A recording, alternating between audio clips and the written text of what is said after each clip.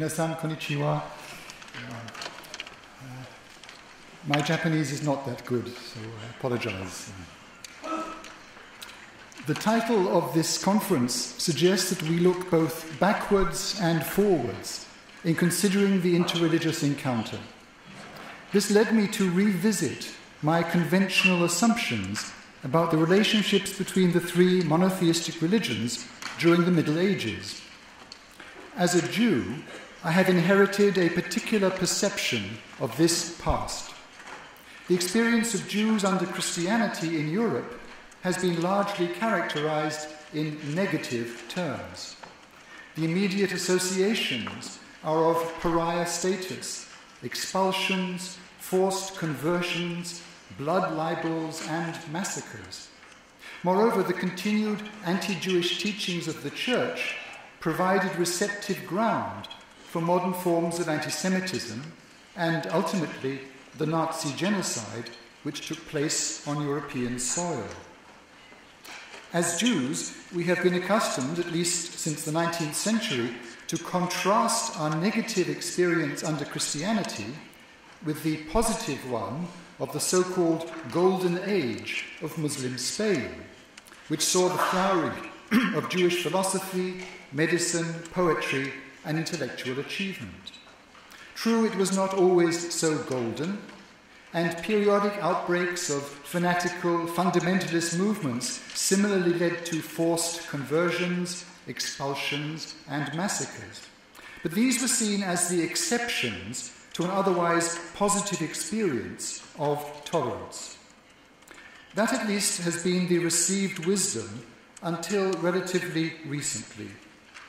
In the field of scholarship, important questions have been raised about the concept of convivencia, living together, a term coined by the Iberian scholar Emeritus Castro in 1948 to represent the religious toleration for Jews and Christians living together under Islam in Andalusian Spain. Often quoted in this regard is the article by Dario Fernandez Morera called "The Myth of the Andalusian Paradise," in which he details the oppressive nature of 10th and 11th century regimes, even before the invasion of the Almoravides and Almohades. In a critique of the term convivencia, Maya Sofer explains that Castro's concept, and I quote, aspired to describe the mental processes taking place within the collective consciousness of the three cultures, and was never meant to be tested against the social and political realities of Jewish, Christian, Muslim interaction. And recent detailed studies further challenge the assumptions of both the tolerance of Muslim regimes and the intolerance of Christian ones, providing local, more nuanced judgments. An alternative approach looks instead at, and I quote, a system of overlapping reciprocal interests and negotiated utilitarian arrangement. And the word has been coined conveniencia, convenience, not just convivencia, conveniencia. A tool for analysing this complexity of interactions can be found in the paradigm offered by Mark R. Cohen in the afterword to the new edition of his book, Under Crescent and Cross, The Jews of the Middle Ages. And I quote, "The paradigm is complex, based on 5 interrelated variables: religious exclusivity, the nature of legal status, the extent of economic diversification, the degree of social integration, and the presence or absence of pluralism in the surrounding society. Thus, it is mistaken to consider the interaction between the three religions purely in terms of their scriptures and religious teachings, without also taking into account the contemporary legal, social, political, and cultural factors that make up a complex society. Focusing on only one or two to the exclusion of the others gives a distorted view. Moreover, overarching all these factors is the political reality of empire and the power exercised by the dominant regime with its need to administer vast areas of territory and control large numbers of diverse peoples and communities, each with their own agenda and local rivalries. On the global scale, this use of power had to be exercised against competition with other empires, equally vying for resources, territory, and ideological control.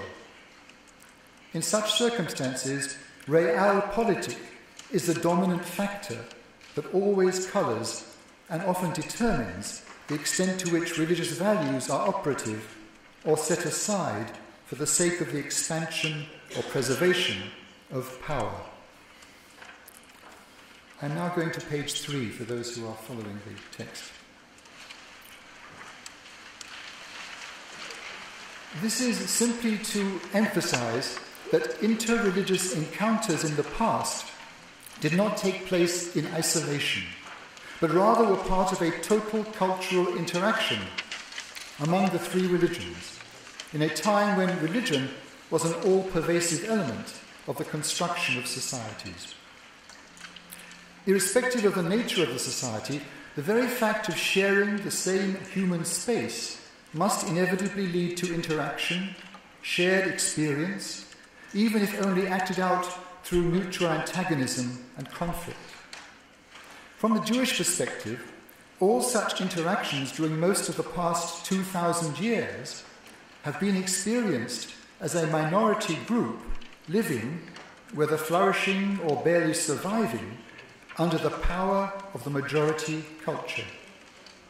It is not unreasonable to consider Jewish communities in such circumstances as being subject to internal colonization.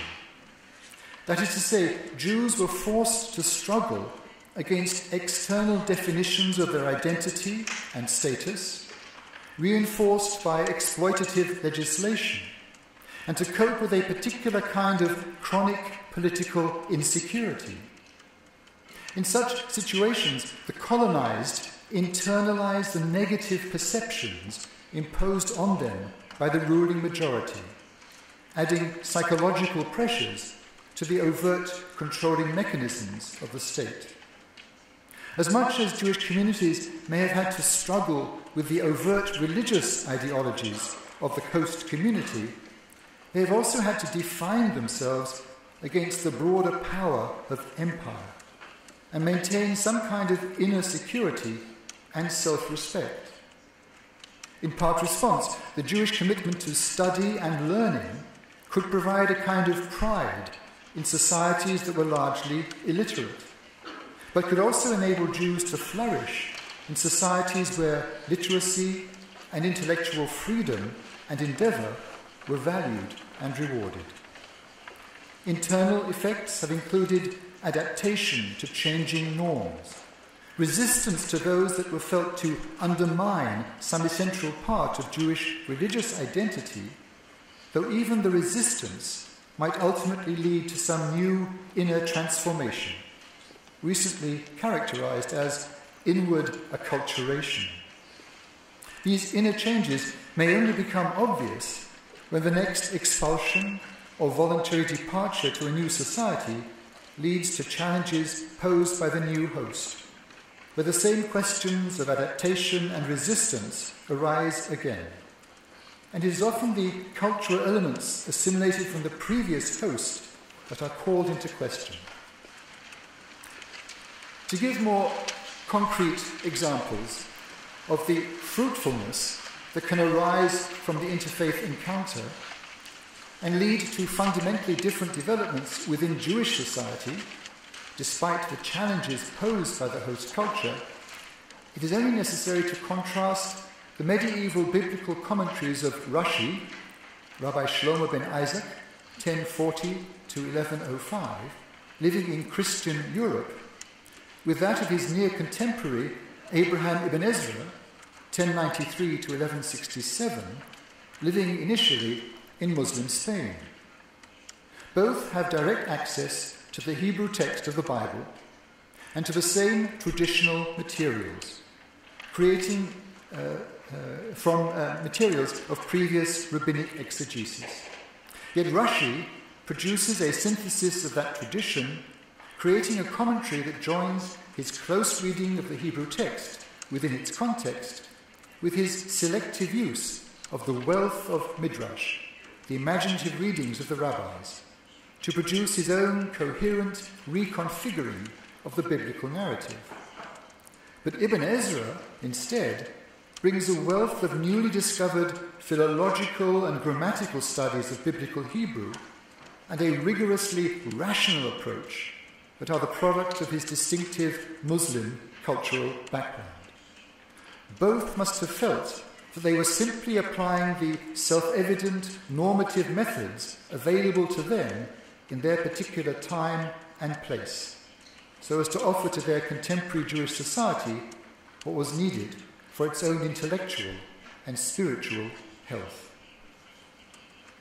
Now, how these relationships and interactions are viewed at the time and retrospectively are ultimately a product of contemporary politics. Thus, today's re-evaluation of convivencia is a product of a number of different forces, some dictated by developments in academic perspectives themselves not above political considerations, and others by brutal political realities.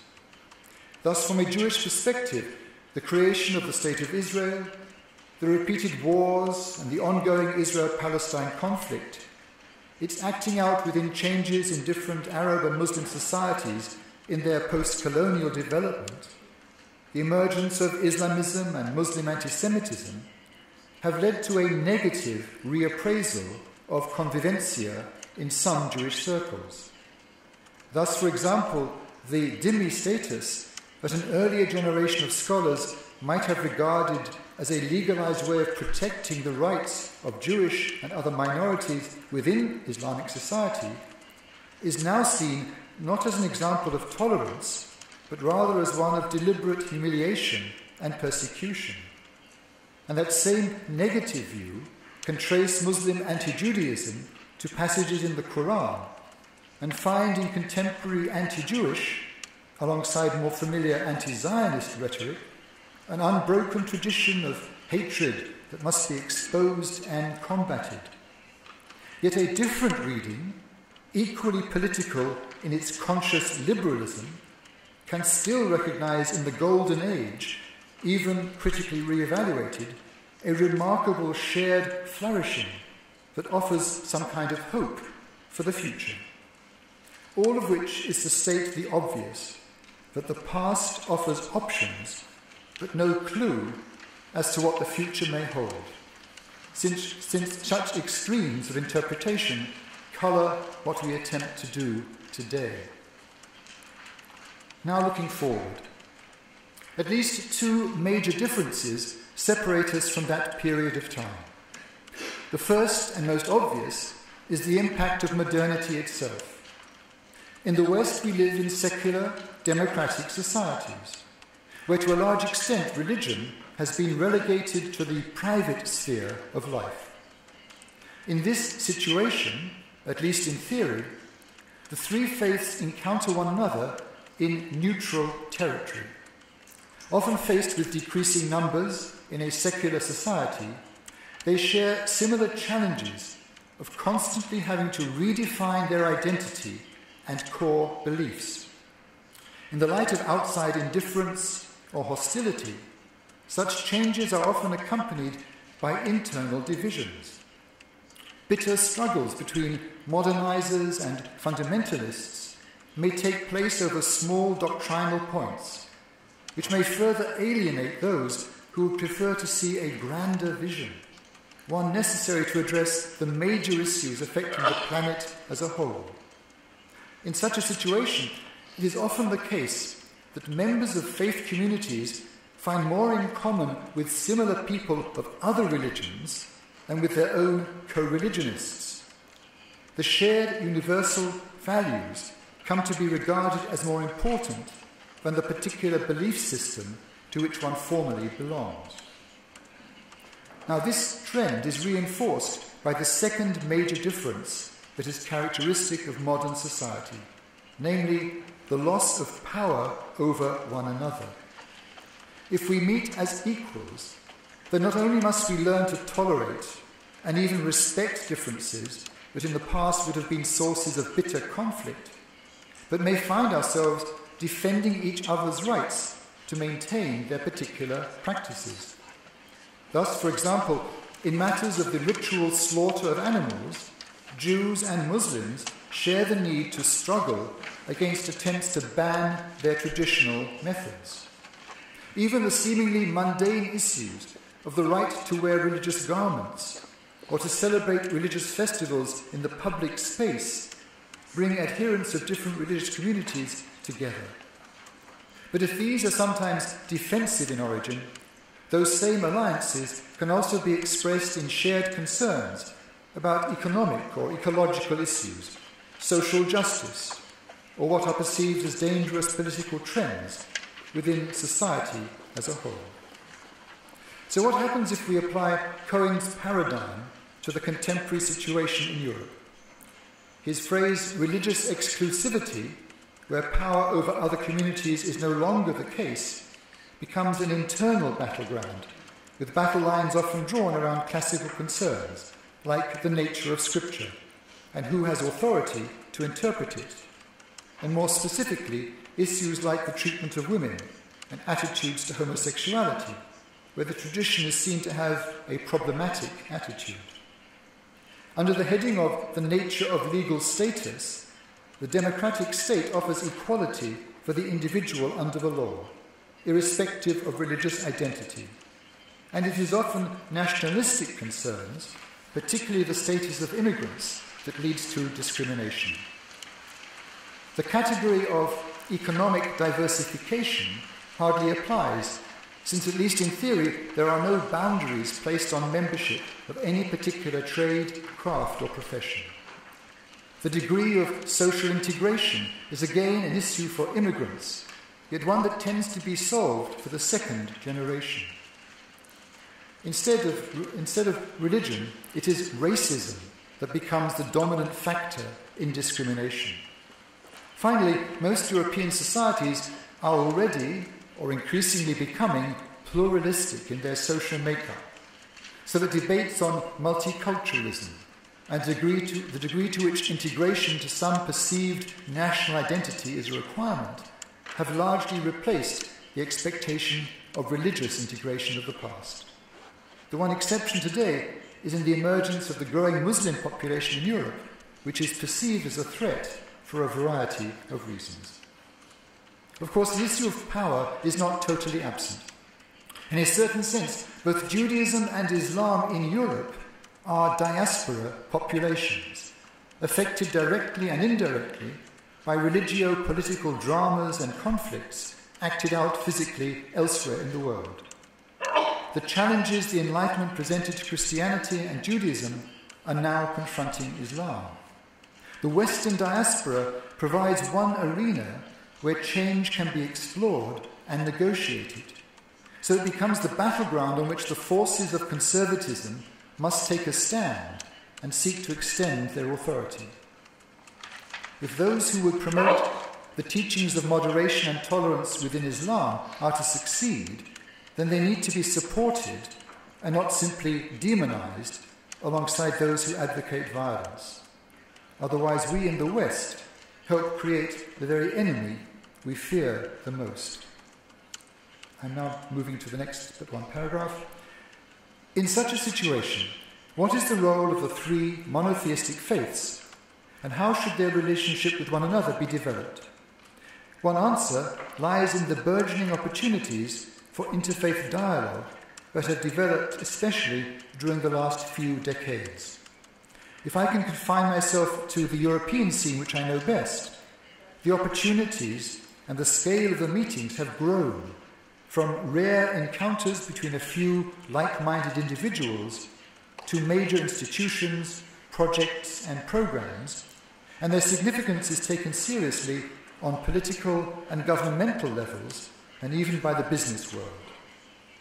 I was part of a group of Jews, Christians and Muslims who met regularly over a 13-year period under the auspices of the Sternberg Centre for Judaism in London. We felt the need to produce a platform statement to express what we had learned and how we saw the way ahead.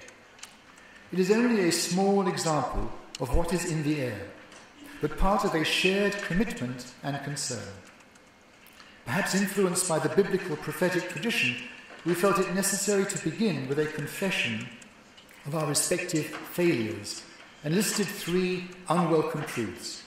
1, at various times in history, relations between the 3 communities have been marred by discrimination and violence, and within each community, religion has also been a source of sectarian strife. 2, in Jewish, Christian and Muslim scriptures and tradition, one can find passages that have often been interpreted to support exclusive truth claims and a sense of superiority. 3, in practice, each faith has been notably self-centered and lacking in self-criticism, claiming for itself a superior position and a unique authority. Humility has often been notably lacking, and in its place, arrogance and triumphalism have been all too evident.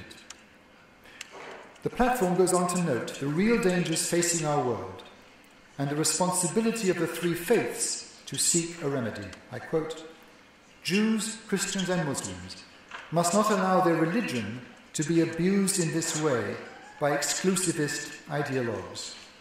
We must make a stand together for peace, understanding, compassion and justice.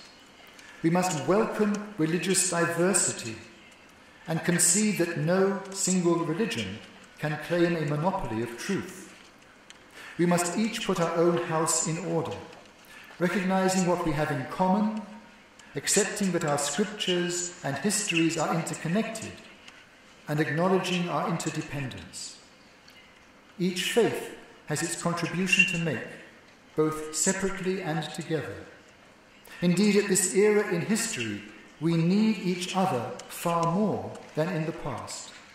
And the future of our world demands that we teach to our communities the value and benefits of dialogue, cooperation, and interdependence.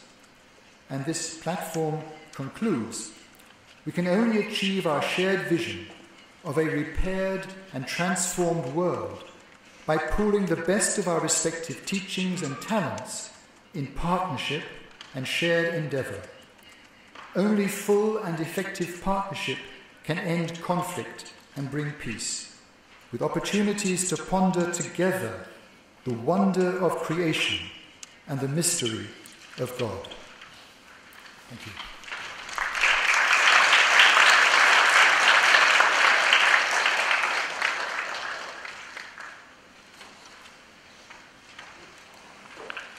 Magonet 先生、どうもありがとうございました。それでは、次に、ポール・アール・メンデス・フロール先生に、お話をいただきたいと思います。メンデス・フロール先生はエルサレムにあるヘブライ大学の名誉教授であります。そこで長く勤められた後、現在はシカゴ大学の神学部で教鞭を取られています。今回もシカゴからおいでくださいました。メンデス・フロール先生はユダヤ思想の専門家でありまして、その冊子のところにも書いてありますように、数々の著作を表されております。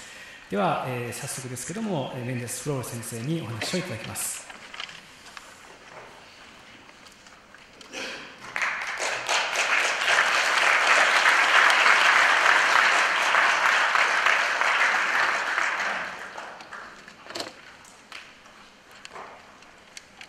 Good afternoon.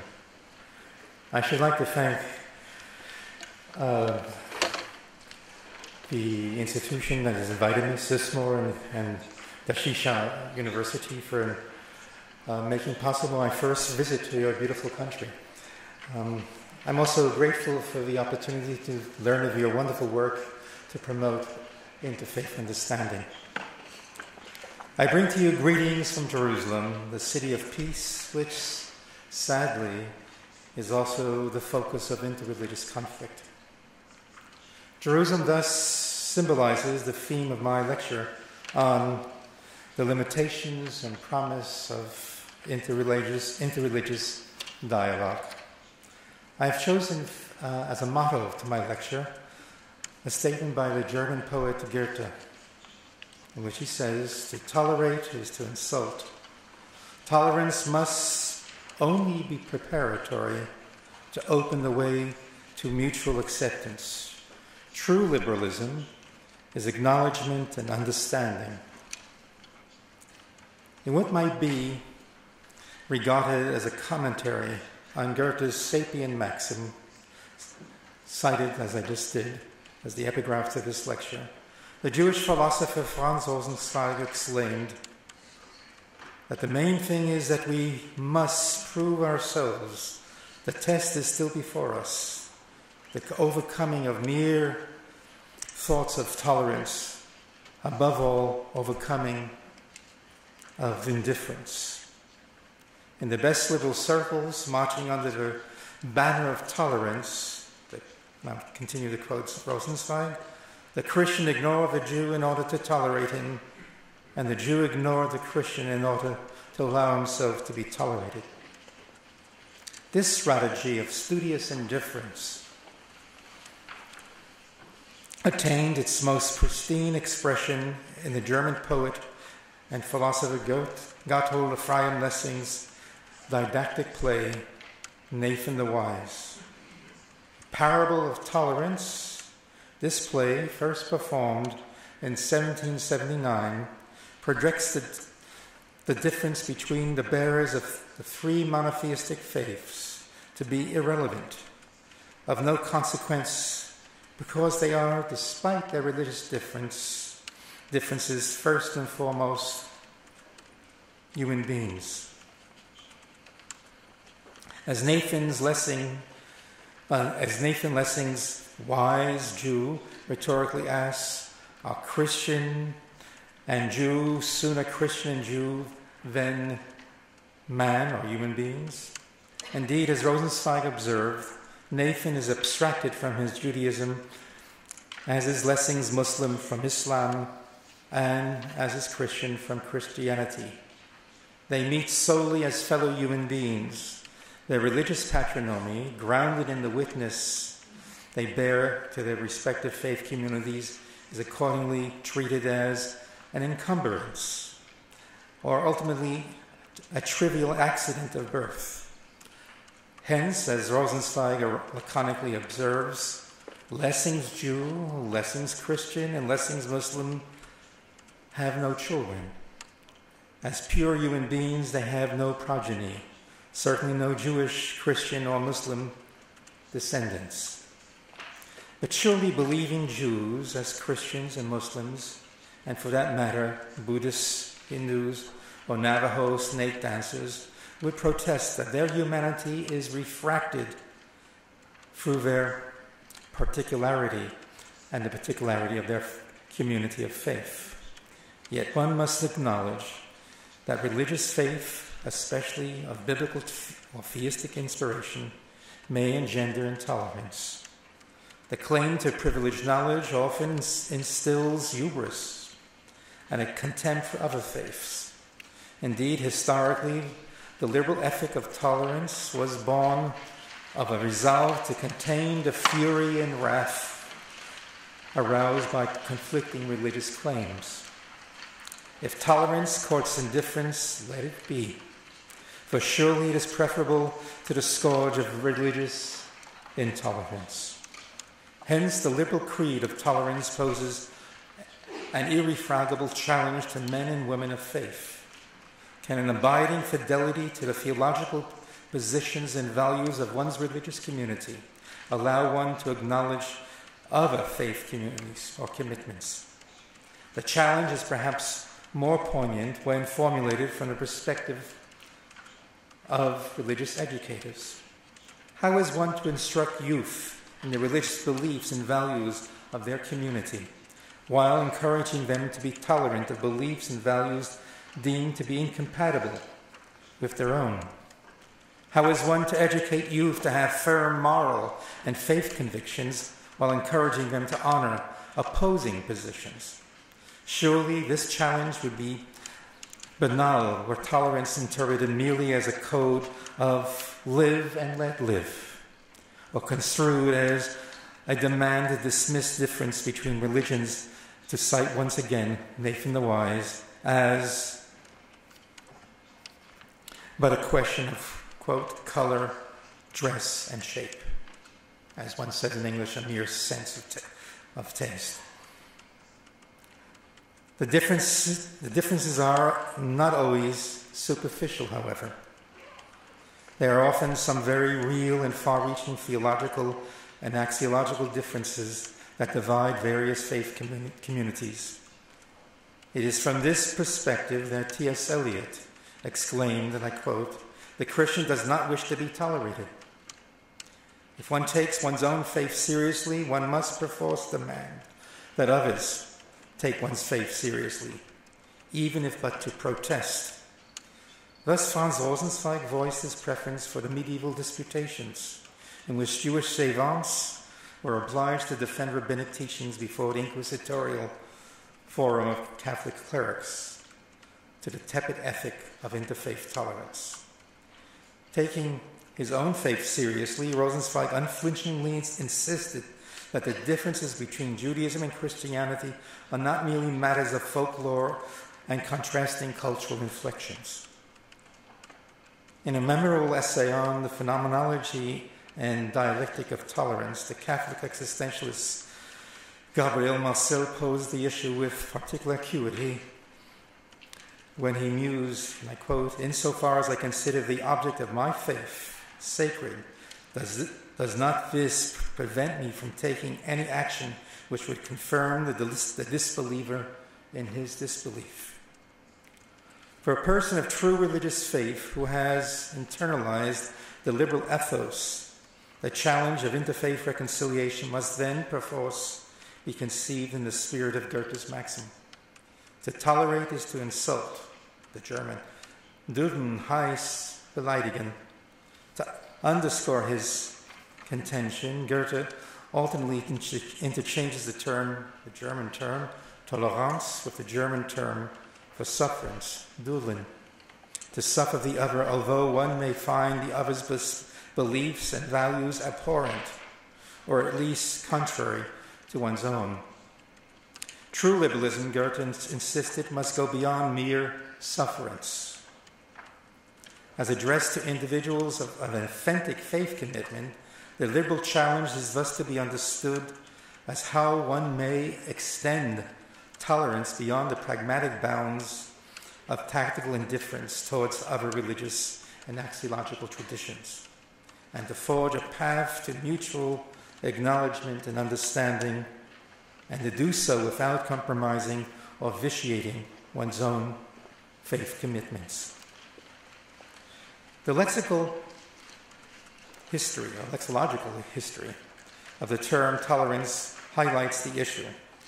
Prior to the 18th century and the dawn of liberal politics, the word tolerance in French had a pejorative connotation, namely a permissive or complacent attitude towards evil. As late as 1691, in his famous admonition to the Protestants, Jacques Pousset unabashedly extolled Catholicism as the least tolerant of all religions. As a careless indulgence, tolerance was dismissed as a heresy. It is only with the emergence of the modern state as a fundamentally secular institution concerned preeminently with public tranquility as a condition necessary for collective prosperity that tolerance lost its pejorative or negative sting and became a civic and moral virtue. Whether it can also be a theological virtue is, of course, yet another question, and one that I would like now to address. Philosophically, tolerance is an elusive concept, fraught with logical paradoxes, if not downright antinomies. As are we to tolerate the intolerable, liberal law crafted to ensure the maximal freedom and thus diversity of opinion and practice recurrently has difficulty in drawing the lines between tolerance and legal censure. The civic duty to tolerate and the moral injunction to oppose what is objectionable are often in conflict, if not seemingly irreconcilable.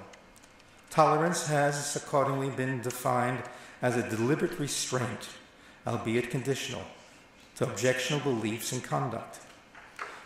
But again, returning to Goethe's instructive maxim, must one regard this form of tolerance, when addressed to intercommunal and interfaith encounter, as at the best preparatory to mutual acceptance and reciprocal acknowledgement and understanding. From the perspective of the state, such tolerance is supererogatory. That is, it is above and beyond the purview of the law. It cannot be legislated. A solicitous and dialogical tolerance, through which one actively seeks to acknowledge and understand the other, must take its lead from a source other than the concern for civic harmony. As a positive virtue, dialogical tolerance derives its energy from a compelling desire to know and honor the other, and perhaps at a deeper level, a conviction that the other, despite his or her differences, and perhaps even because of these differences, and this will be my main point, shares some basic humanity with oneself. The issue of tolerance, of course, is considerably alleviated if one adopts a moral and cultural relativism. This was Lessing's recommendation. In his parable of tolerance, neither Jew nor Christian nor Muslim are certain whether he is God's elect, that he possesses the pristine covenant. Bereft of such knowledge, Lessing's Jew, Christian, and Muslim are enjoined to humility, and thus to disregard the doctrinal and historical differences that divide them. In effect, to overcome the divide, Lessing sought to remove the differences by urging a self-critical agnosticism and an ethic of cultural relativism. If all is relative, religious and attendant cultural differences are not worth the fight. This attitude leads to what has been aptly called a skeptical pluralism, or an easy acceptance of the multiplicity of values and ways of life. This may also be characterized as a laissez-faire conception of tolerance. Live and let live.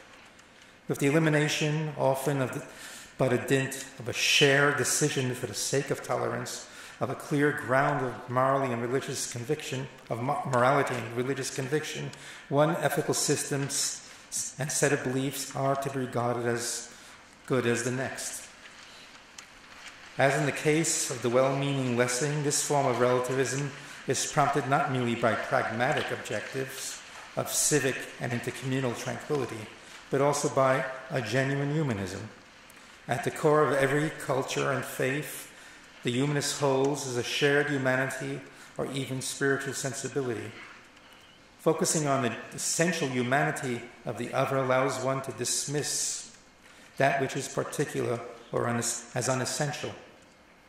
Indeed, extending tolerance to the Jew in the person of Nathan the Wise, Lessing abstracted him, as I noted, from his Judaism. He became what later Isaac Deutscher would call a non-Jewish Jew.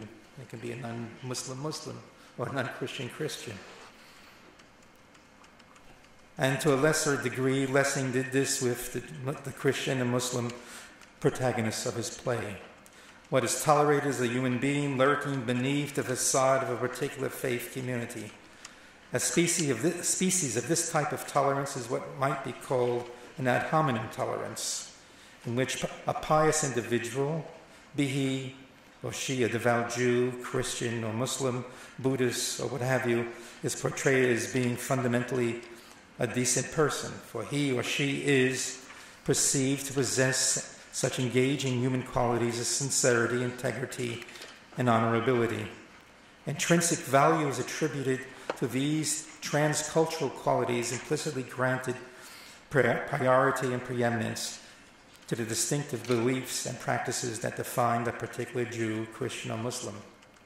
The danger of this approach is also illustrated by Lessing's Nathan of the Wise. Nathan the Wise is manifestly a man of integrity. He is kind, generous, and humane. And Lessing parenthetically but tellingly sighs, if only all Jews were like dear Nathan. Unwittingly, he casts Nathan, as he does the Christian and the Muslim, to be exceptional and in fact praiseworthy for transcending the constraining limits of their respective faith communities. Seeing the individual Jew, Christian, or Muslim as an autonomous and thus transcultural subject, Lessing, the preeminent humanist, in effect ignores or at least downplays their respective faith commitments.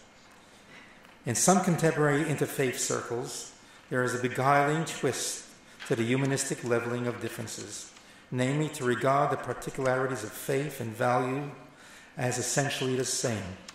Hence, there are those who choose to present the Christian holiday of Christmas and the Jewish feast of Hanukkah as two variations of a theme. But the two religious events are not the same at all. The calendrical proximity of these holidays, Christmas and Hanukkah, the fact that both occasion an exchange of gifts and that both holidays are marked by illuminated candles does not render them spiritually identical, homologous. Nor is Passover essentially identical with Easter.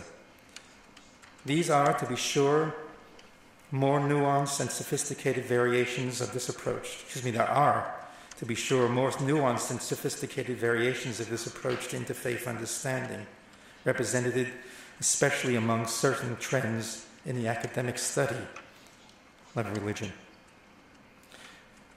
which holds that all faith, including the so-called pagan faiths, enjoy a relationship to the absolute. This is not a theological but a phenomenological argument based on the heuristic presupposition of a universally apprehended absolute or divine reality and some core religious personality to which particular religious beliefs and actions are ultimately peripheral. To be sure, these strategies promoting interreligious tolerance generally reflect more than a mere pragmatic accommodation or sufferance of the other. They express humanistic affirmations and a moral commitment to the ideal of genuine tolerance. Without gainsaying the overarching significance of this attitude, I wish to raise one more conceptual problem inherent in such an attitude. Humanistic and phenomenological approaches to interfaith tolerance induce two distinctive forms of pluralism. A weak pluralism, which contends that all religions have some intrinsic value, and a strong pluralism, according to which each religion has not only intrinsic value, but each is of equal moral and spiritual value. In either case, tolerance is advanced by endorsing a form of cultural and religious relativism. But if tolerance is to be more than a mere byword for relativism, then it must indeed, as Goethe suggested, entail a determined resolve to honor the divergent beliefs and practices of the other, not as incidental, but as a central aspect of the religious experience and identity of the other. In other words, the religious beliefs and theological commitments of the other must be taken seriously, even should they clash with one's own. In contrast, the humanistic and phenomenological appreciation of other faiths, in contrast to the humanistic and phenomenological appreciation of other faiths, this approach to interfaith understanding does not ignore or treat as incidental the content of belief and the objective character of a given religious practice of the other. It does not flinch from engaging the other theologically in order to tolerate members of other faith communities. It does not suffice with focusing on the subjective reality of the other, bracketing or even dismissing as irrelevant their beliefs and actions or practices. What may even question whether the humanistic and phenomenological approach to interfaith understanding is actually capable of achieving its objective. For by focusing on the interior experience and human qualities of members of other faiths, the subjects or agents of other faiths, this approach in effect detaches the subject from the objective content and theological claims of their beliefs and actions. According to the subjective approach, be it in the form of some humanistic essentialism or universal phenomenology of religious experience, only human beings are strictly tolerated, not their beliefs and practices. One does not tolerate the beliefs and practices of the other, but only the subjects holding these beliefs and the protagonists of these practices. Put differently, tolerance of the subjective reality of the other and the assumed humanity of the other, while perhaps confirming the humanity of the other, does not extend an understanding to the other's beliefs and deepest religious commitments.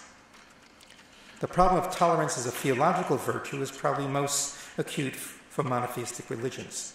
Founded upon historical revelation, these religions hold themselves to be graced by privileged knowledge of God and the divine will. Revelation thus constitutes a system of propositional claims, that is, truth claims that are affirmed through faith, and as such are constitutive of a specific theistic religion's guiding principles and practices. The privileged status of revelation lends the religion upon which it is founded a preeminent position, which perforce denies the truth claims of competing religions. There is one true religion. Others are utterly false or impaired by incomplete knowledge of divine truths. It is thus argued that a religion based on constitutive revealed truths cannot ascribe value to a religion that contradicts these truths. Monotheistic religions are thus said to be inherently intolerant, since the enlightened theologians have implicitly acknowledged that the propositional character of revelation has obstructed monotheistic religions' integration into the liberal order. In late 18th century Jewish circles, Moses Mendelssohn argued that Judaism is not constituted by a divine dispensation of eternal truths, which should in principle be available to all rational individuals, but rather a divine legislation of ritual or ceremonial laws. But twist and turn as he did, the German Jewish philosopher could not deny that Judaism had a privileged status. For as he argued, the ceremonial laws had the symbolic role of keeping the Jews ever alert to the eternal truths of which ordinary mortals, that is, non-Jews, often tend to lose sight of. Despite his passionate endorsement of the then new, indeed revolutionary ethic of religious tolerance, Mendelssohn could not explain away Judaism's privileged status as a revealed religion.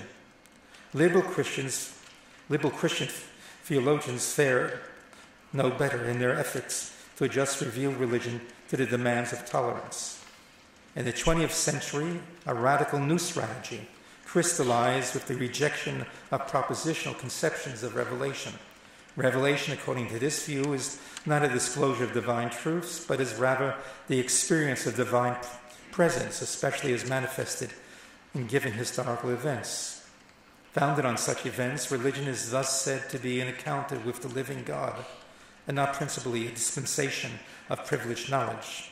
Such encounters cannot be properly formulated in propositional statements to be affirmed or denied.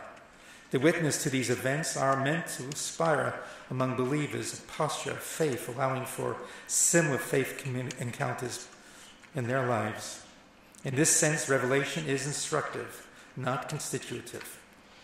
A non-propositional conception of revelation, propounded especially by Protestant liberal thinkers, is by definition less exclusive and thus in principle capable of accommodating other faith experiences, or at least acknowledging other faith experiences. But even if one should grant that the non-propositional conception of revelation paves the way for religious tolerance and pluralism, it is actually irrelevant to the larger question whether religious tolerance can be regarded as a theological virtue. Moreover, it is probably historically irrelevant as a position, for the fact remains that the votaries, the followers, the non-propositional view of revelation are a small minority of theologians who address a rather circumscribed circle of readers. The vast majority of believers still, at least formally, regard their respective theistic faith communities, to be based on privileged access to divine truths. There is yet another basic flaw in a non-propositional view of revelation. Eager to free monotheistic faith from what they regard to be the bane of exclusivity, the proponents of a non-propositional view of revelation implicitly deny the faith reality of those for whom revealed truths are intrinsic, indeed, perhaps the constitutive aspect of that reality. Should interfaith understanding not be limited to post-traditional, perhaps secularized theologians representing various monotheistic faiths, it must also be forged between individuals for whom propositional revelation is deeply part of their faith experience. To be historically and socially significant, interfaith understanding cannot demand a theological shift to non-propositional conceptions of revelation. The reality is that there are those, perhaps the majority of believers, who are beholden to propositional conceptions of faith, that is, a dispensation of truth. One cannot demand of the Christian to forfeit their conceptions of dogma as revealed truths mediating salvation, or even to claim that outside the church there is no salvation. Nor can one demand of the Muslim to yield certain notions of Islam, such as expressed in the Quran, Surah 3:18, and I quote, "The only true faith is Allah. The only true faith in Allah is Islam." Nor can one require the Jew to deny that the Torah, oral and written, was given at Sinai, and that God thereby established a special relationship with the children of Israel. We therefore return to our original question, slightly reformulated in the light of my preceding reflections. Are monotheistic faiths, Judaism, Christianity, Islam, grounded as they are in historical revelation, embodying truths inherently incapable of genuine tolerance? Are monotheistic faiths constitutionally antagonistic to religious pluralism? A journal founded in Germany in the late 1920s adumbrated a strategy for interfaith dialogue that might not only provide an answer to our question, but also point to the possibility of regarding religious tolerance as a theological virtue. Appearing between 1926 and 1929, the journal, entitled in German Die Kreatur, was jointly edited by a Jew, a Protestant, and a Catholic. The journal sought to provide a forum for representatives of monotheistic religions to engage in a respectful dialogue that did not require the yielding of traditional faith positions. The name of the journal was chosen with great care, Die Kreatur, translated as creature, but the German has a wider connotation, namely of embracing all living created beings. Under the sign of divine creation, men and women of theistic faith are to be cognizant of themselves as created beings, and thus co-responsible for the care of the created order, which includes at its center one's fellow human beings. The Jewish editor of the Kreatur, Martin Buber, explained that in such a dialogue one encounters the other as a thou, in German ein Du, as an irreducible unique presence.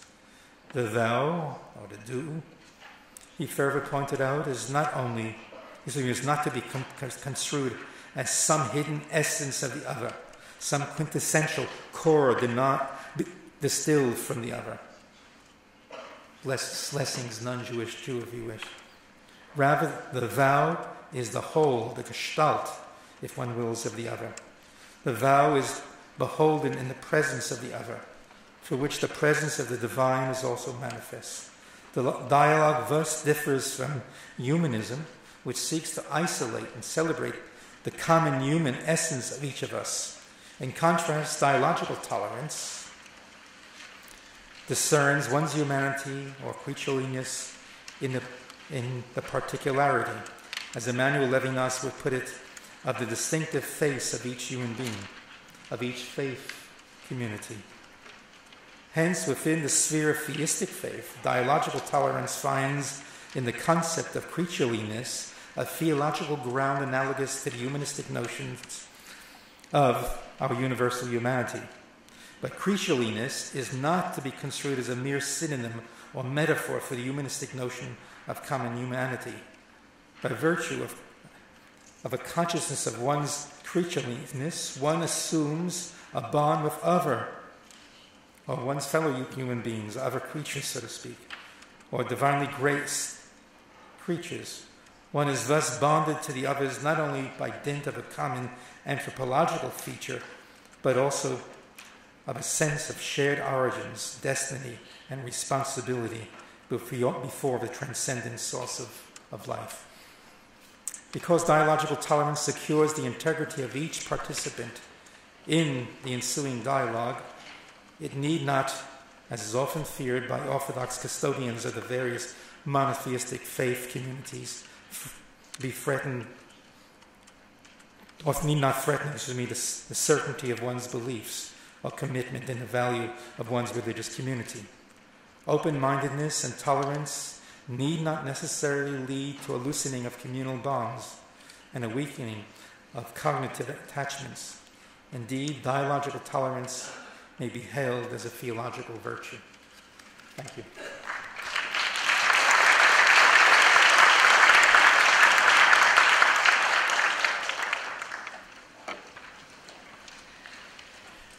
メンデスフロール先生、どうもありがとうございました。それでは引き続きまして、イブラヒム・モハメド・ザイン先生にお話をいただきたいと思います。ザイン先生は、スーダンのお生まれです。スーダンで、哲学の学位を取られた後、アメリカで学ばれ、そして1990年代にマレーシア国際イスラム大学の先生として以降、今に至るまで教鞭を取られております。イスラムの基礎神学、そして比較宗教学をご専門とされております。ザイン先生も長らく宗教間対話のご経験をお持ちの先生です。それではザイン先生、よろしくお願いいたします。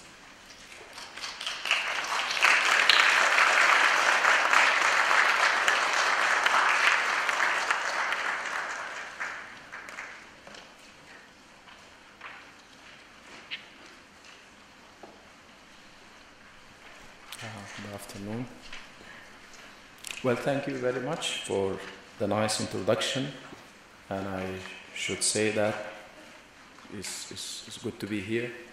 I'm really delighted to be here with you. I'll be reading part 1 of my paper and the last part, so I'll be skipping part 2 of my paper, but I'll be giving a summary of what is there. Now, allow me to start my talk with a personal anecdote. It was in the 80s when I participated in my first dialogue on Abrahamic religions. My thoughts and feelings about the event at that time was rather ambivalent. I thought it was always an almost, that God would initiate the conversation with human beings, as somebody who adheres to monotheistic religions. He revealed himself to Noah, Abraham, and the rest of the prophets.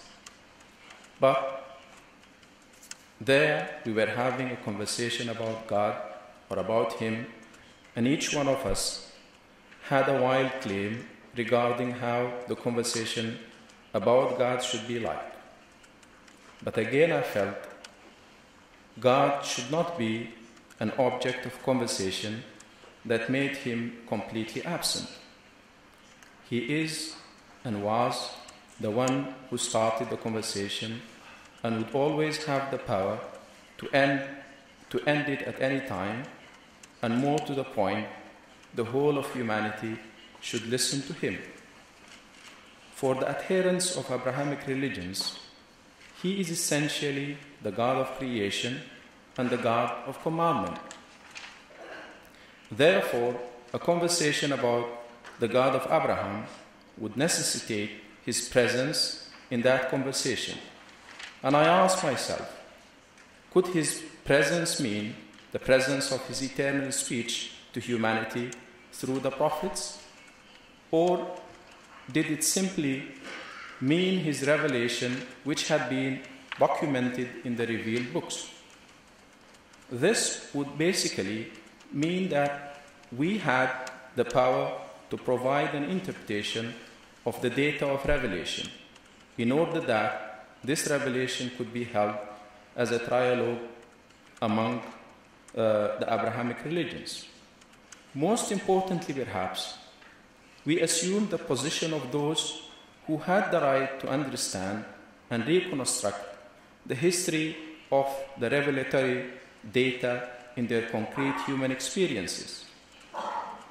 These were the thoughts and feelings that were generated during the first session of my trialogue of the Abrahamic religion. Then I have been looking for answers as to how we could go about and make this trialogue an event about God who would not be absent when we make him the subject of our conversation. I believe a significant number of serious scholars from the three Abrahamic religions would utilize all their best endeavors to promote a trialogue based on the presence of God. However, the skeptic may say, whose God are you talking about? The simple answer to this is that he is the God of creation and God of commandment. More specifically, he is the God of Abraham, Moses, and the prophets. These two assertions make the basis of a shared theology between the three Abrahamic religions. Evidently, that is more than enough for his presence in the conversation which is meant to focus on discovering values from the commandments of God and the biographies of his prophets. Obviously, the realm of values is connected with the theological one. It is equally undeniable that the propositions of theology are statements about truth and falsity, whereas valuation statements are about more or less value in a concrete human act. Therefore, when the trialogue between the Abrahamic religions focuses on discovering values, those who discover more are duty-bound to teach those who discover less value in a concrete human act. Teaching values is essentially about showing others more values in an ethical act. In this regard, when the trialogue is about axiology, difference is not about truth and falsity, but rather it is about more and less. More to the point, axiological statements were connected with the attributes of God, while theological assertions are related to his essence. This strategy of understanding this delicate matter allows us to avoid the issues regarding divinity and to focus on meaningful issues shared by all and their practical implications. It should be noted that the focus on axiological matters does not mean to belittle the importance of theological issues in the conversation between the three religions. It is meant to refocus the trialogue on that side of theological issues that have practical implications. After all, axiological issues are connected with attributes of God, but their discussion can be a merely theological exercise if we choose to focus on the relationship between God's attributes and His essence. However, if the conversation is about the implication of these attributes to the human conduct, then it is no longer about the metaphysical realm regarding the specific dogmas of each religion. This is because the locus of axiological discussion is about human act and its intent. This move from the theological to the axiological realm is basically meant to connect the axiological with the practical issues of the human existence. By doing so, the human being will be considered as the bridge between the metaphysical realm and the empirical world.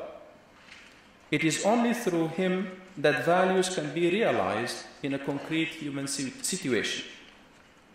Although the discussion on axiological issues is invariably metaphysical in nature, yet the significance of that discussion is about discovering values in ethical acts.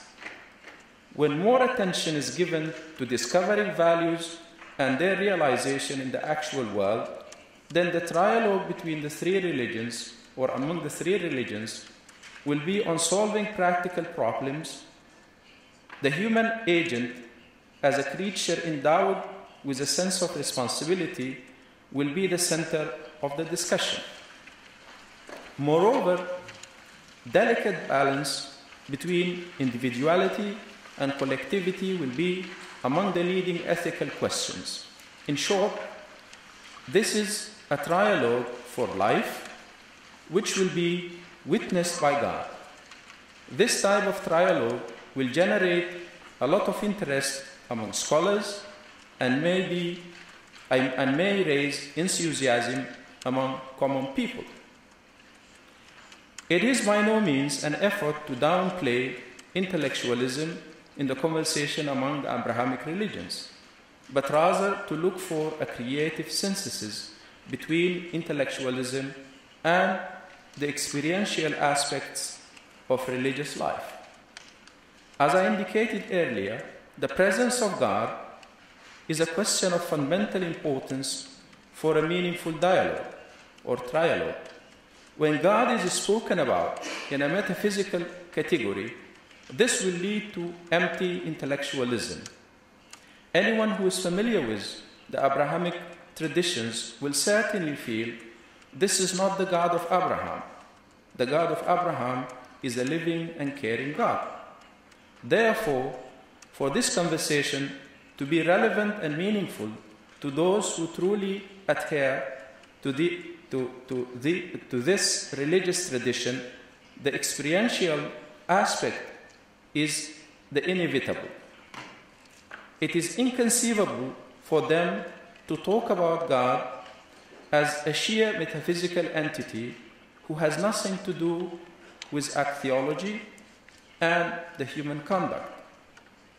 This structure of trialogue transforms the participant into someone who is susceptible to see his religious worldview from the Judeo-Christian Islamic approach. This is what I'm emphasizing in my submission. In all likelihood, the outcome of this trialogue is about a new approach to religiosity and a serious interest in discovering values.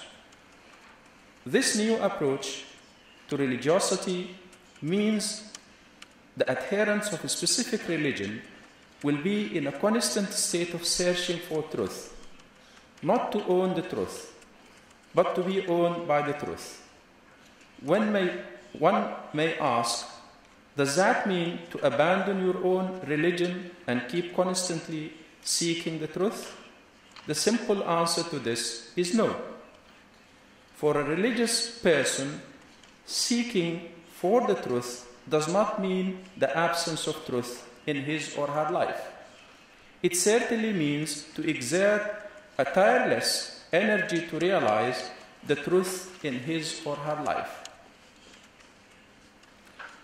These efforts can only be meaningful when one does allow himself to listen to other sensibilities about the truth, and this means, among other things, an openness to the truth and a high expectation from others in the trialogue to do likewise. This can be achieved only when there is a high level of trust among all partners and the understanding that this journey of constant effort for seeking the truth is the sole determinant of the quality of exchanging ideas among the three Abrahamic religions. It should be remarked that throughout history, the three Abrahamic religions continued to exchange ideas, patterns of thought, and institutional structures. However, through the trialogue, the exchange is meant to be more direct and meaningful. It can be argued that if the aim of the trialogue is not the conversion of an adherent of a specific religion into another one, then one will be curious to know what is the difference between this trialogue and idle talk.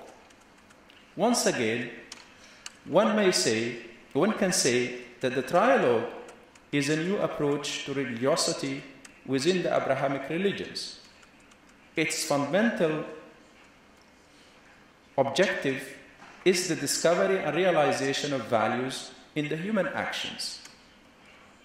It may not be desirable to develop a set of principles that provide a framework for a universal theology that the three Abrahamic religions should adhere to as a starting point for the theological unity.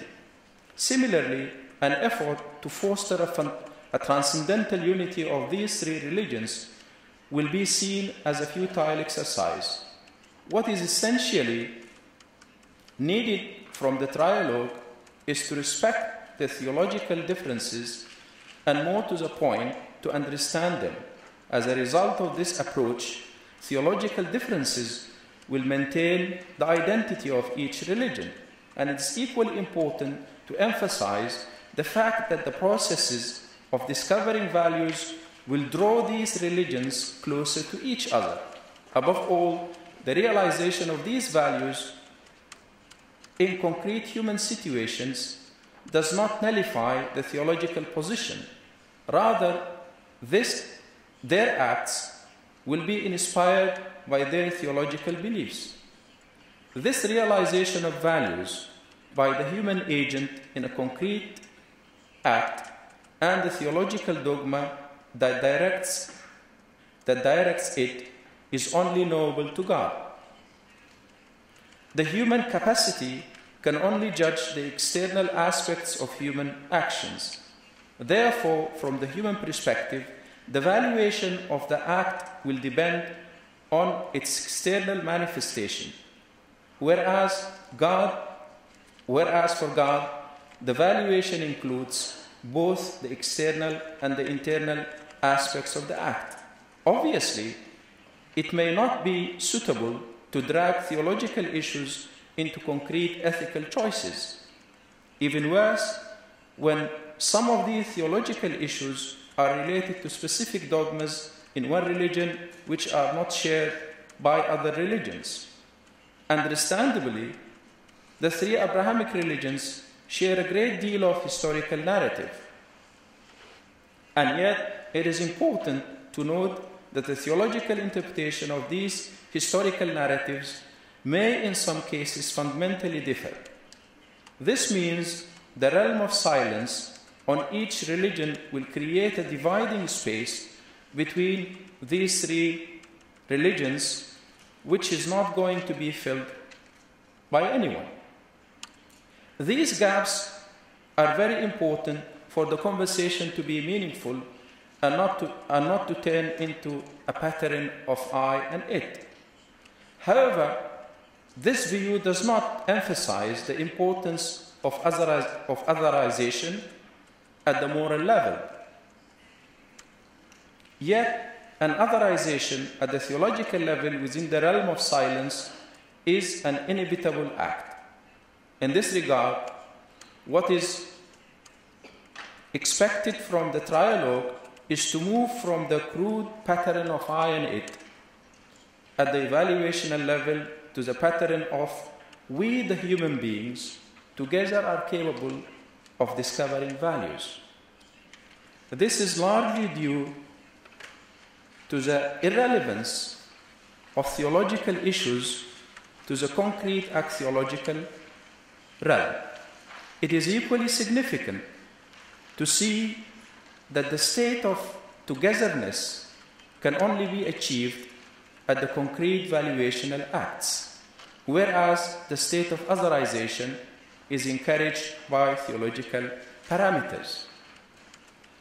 Now, I looked into 3 important documents to see how this approach of Judeo-Christian Islamic was reflected in these 3 historical documents. I looked into Moses bin Maimonides, and I looked into Martin Luther, his introduction of the translation of the Quran into Latin, and I finally looked into Faruqi in his work, Christian Ethics. And from this, I derived a very important statement that this Judeo-Christian Islamic approach is essentially about discovering values.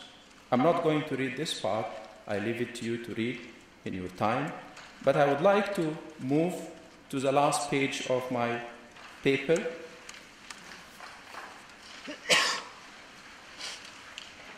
To the last part of my paper. I will summarize it because I'm running out of time.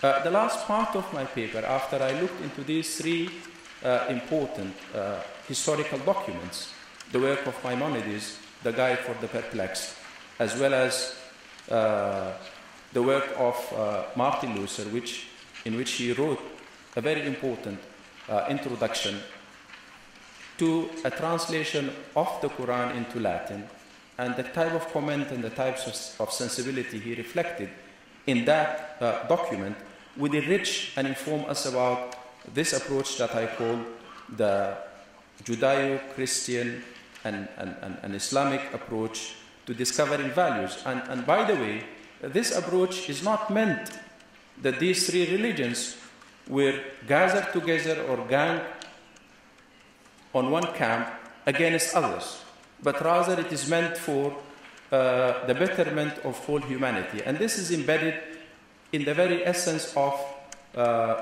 monotheistic worldview.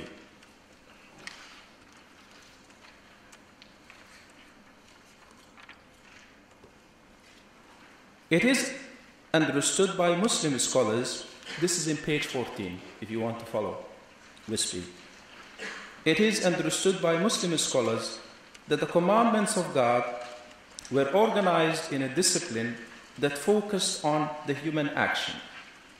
And this discipline developed along lines of 2 main scholars of Islamic jurisprudence, namely the Hanafi and Maliki scholars of jurisprudence, which represented the scholarship in Iraq and Hijaz region respectively.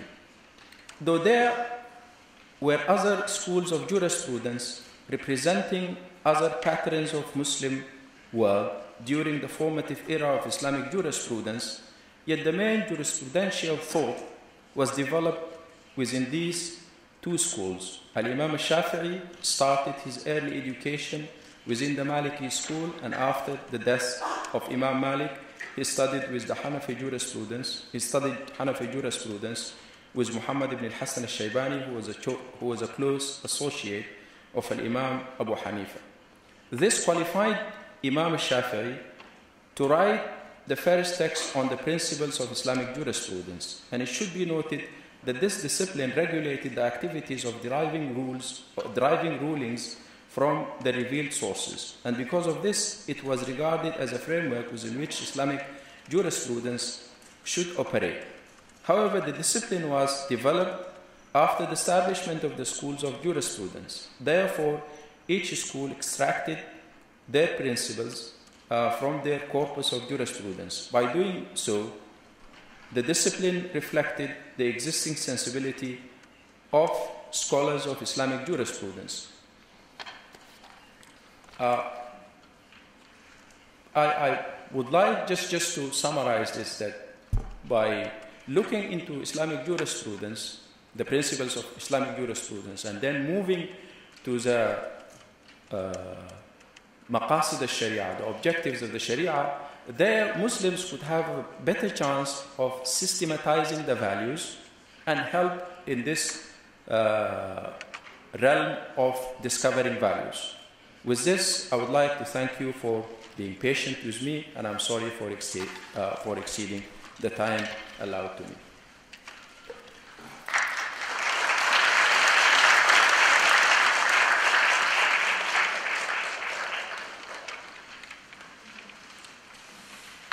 Zein先生、ありがとうございました。では、4番目、最後の、講演者となりますけれども、ヤヒヤ・ミショット先生に、これからお話をいただきます。ミショット先生は現在アメリカのコネティカット州にありますハートフォード神学校マクドナルドセンターで、教鞭を取られております。ミショット先生はもともとベルギーでお生まれになりまして、その後1998年から2008年までオックスフォード大学でイスラム神学の講義を担当しておられました。この3年間はアメリカに移られ、そこで特にイスラムとキリスト教の関係についての研究をご専門にされてきています。特にこのハートフォード神学校のマクドナルドセンターというところはそのキリスト教とイスラムの対話を推進しているセンターとして非常に有名なところでもございます。そのセンターを代表いたしまして、今日はミショット先生にお話をいただきます。ではよろしくお願いいたします。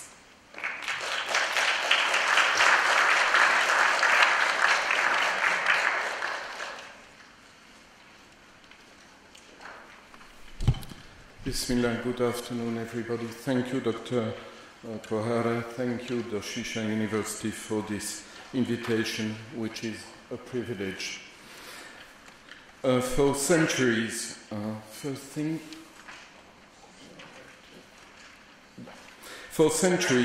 the Christian West has been balancing between fascination and repulsion, seduction and rejection in its relationship with Islam.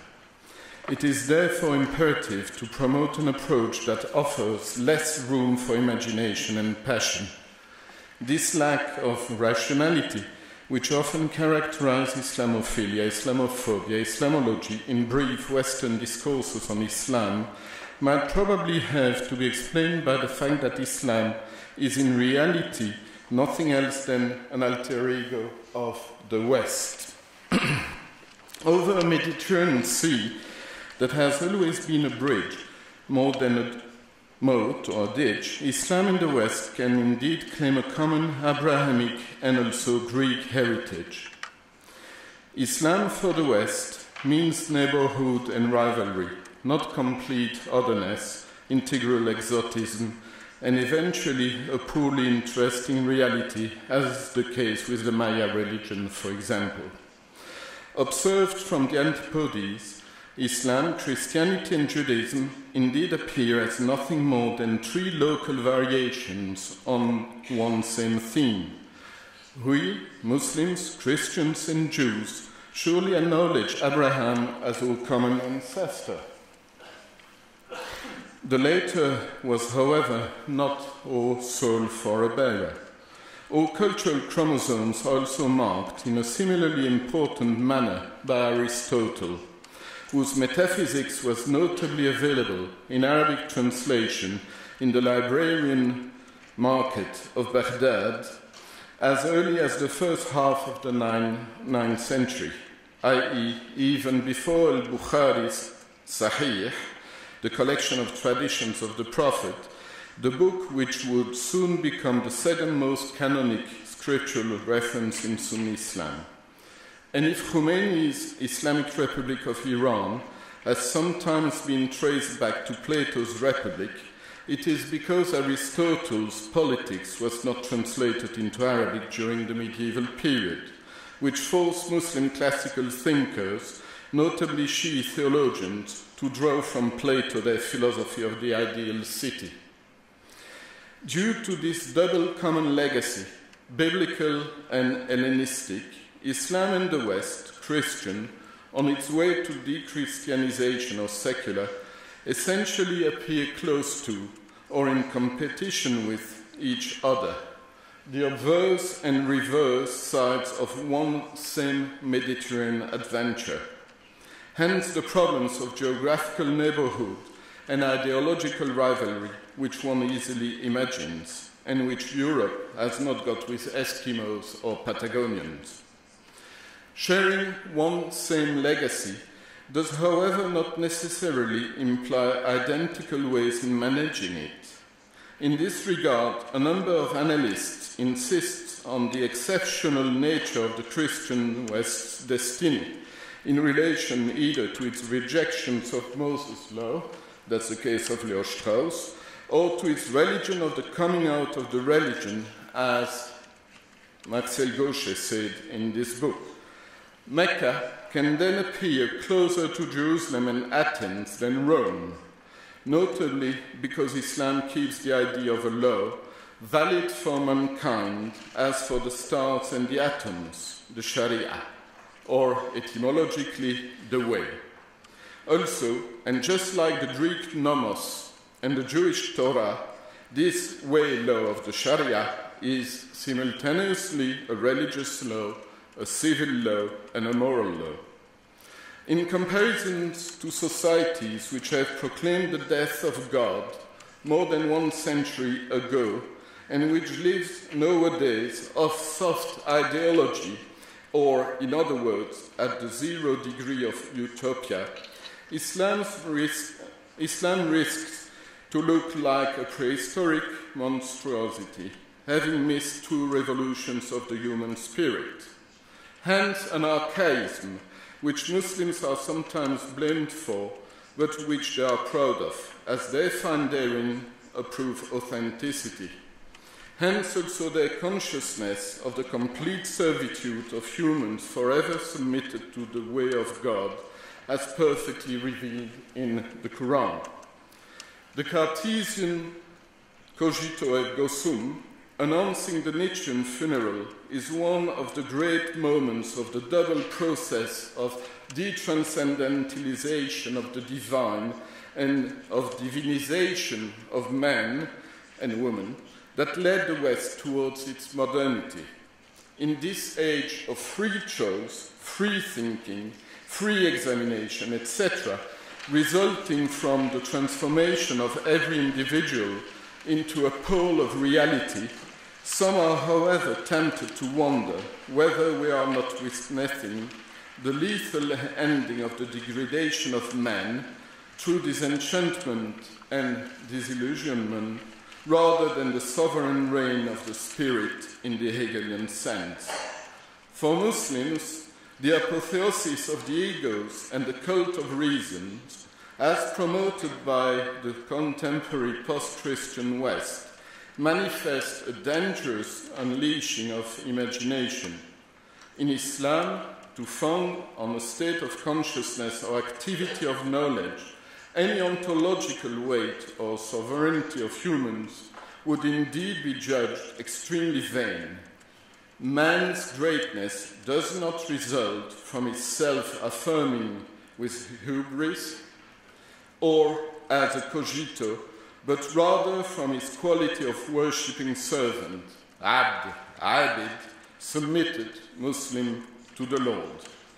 In other words, there is no existence but by God, and no humanism but in heteronomy, understood in its etymological sense, the law of the other, with a capital O. Rather than a cogito erring in its arrogance, Islam prefers the soberness and humility of a conscience based on the constant remembrance of God and treading on his way. True lucidity comes in Islam from a sustained attention to the commands of the Lord Most High, expressed in the revealed law. What opposes Islam and the West, this is within one same theological and philosophical problematic that has direct implications on defining the ways to organize the human community and the building of the city, a diversity in approaching the relationship between man and God, or, in other words, the ownership of the norm.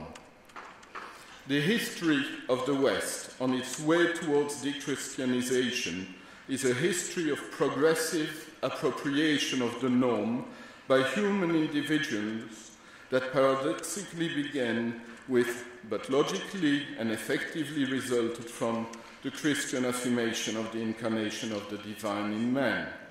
On the contrary, the Islamic doctrines have no other purposes than the continual reaffirmation of the imprescriptible rights of transcendence on ethics. That said, for Islam as for the West, a relatively personal God, the human person, and a moral imperative remain compulsory parameters of every understanding of our reality and destiny, which is not a priori true for other societies on this planet. However, what about the essence of these laws and imperatives? In the Quran, it is Sharia min al-Amr, a way which is an imperative. According to one of the great classical Muslim theologians, the Syrian Ibn Taymiyyah, who died in 1328, the law is justice, and justice is the law. Al-Shar' al-Adl wal-Adl wal-Shar'.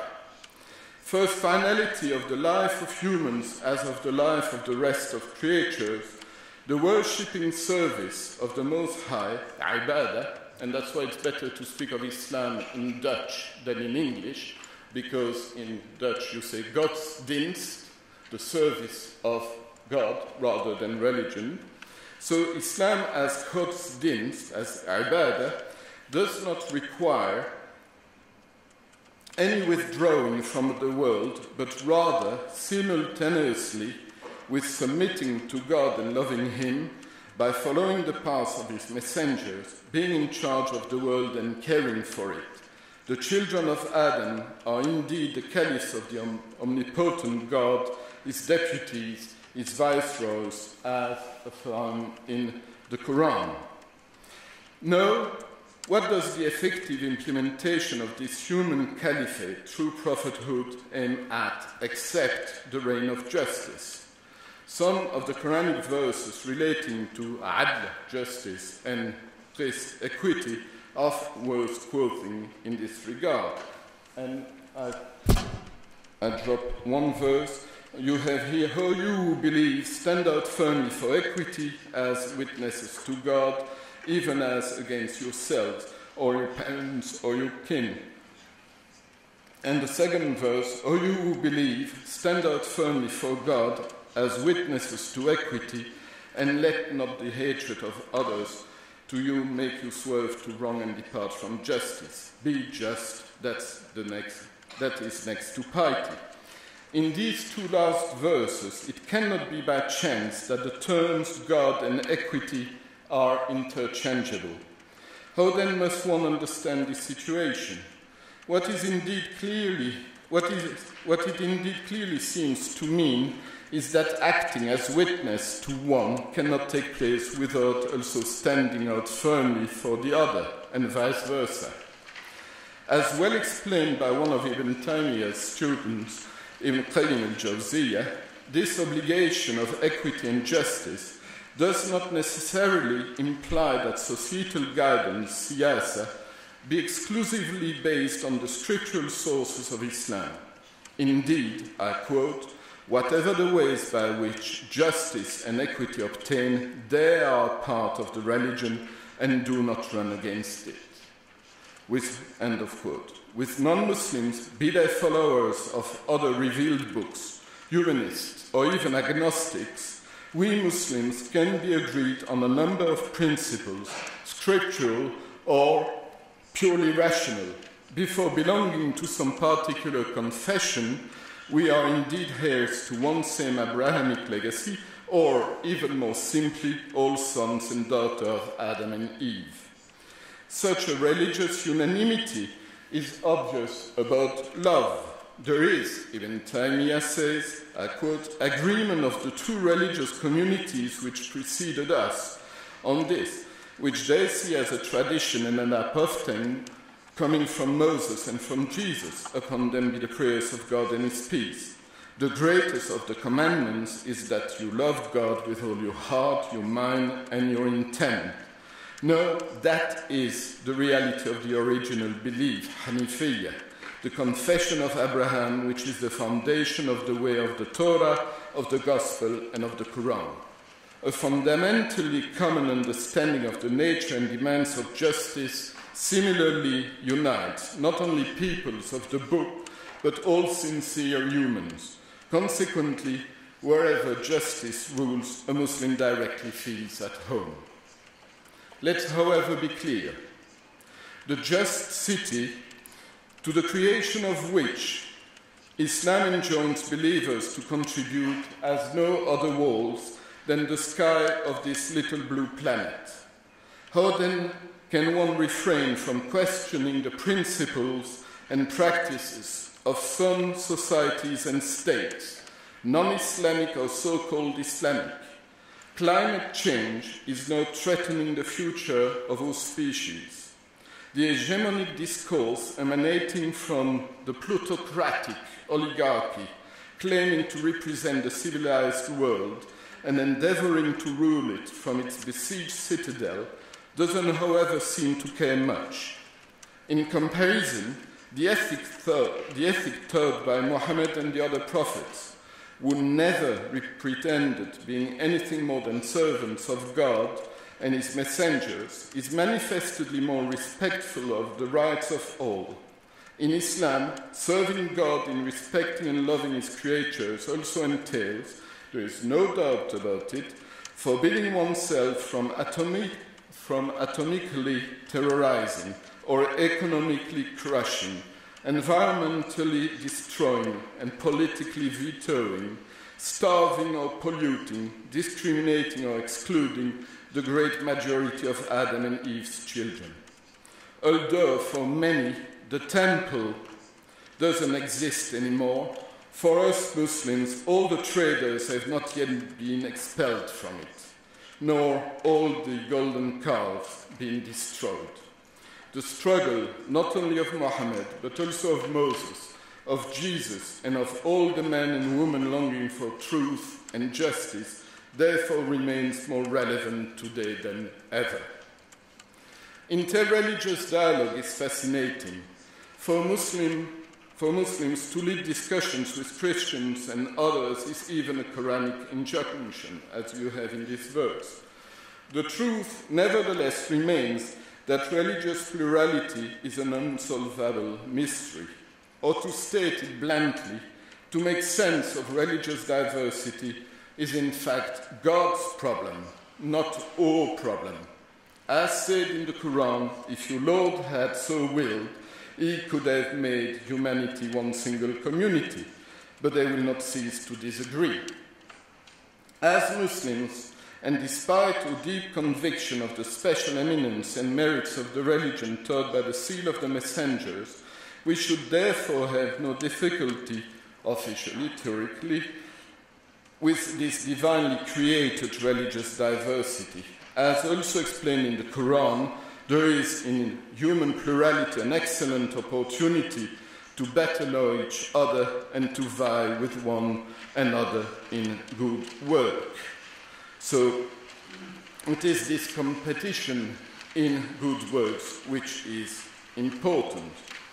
So rather than indulging in endless discussions, Byzantine discussions on the nature of God, and trying to impose our creed on others, let's make a priority of courteous planning for actions of justice and mutual emulation. Pope John Paul II himself seems to have shared this Quranic approach.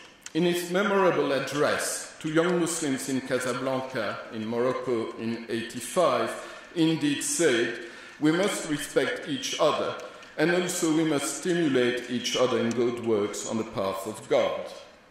In reference to a common interview recently given by the French President and the German Chancellor about the relationship between their two countries, it could also be said that the challenge faced by our three monotheistic religions is not how to thrive against one another, but how to exercise together their sovereignty, or even better, God's sovereignty, to the greater benefit of all.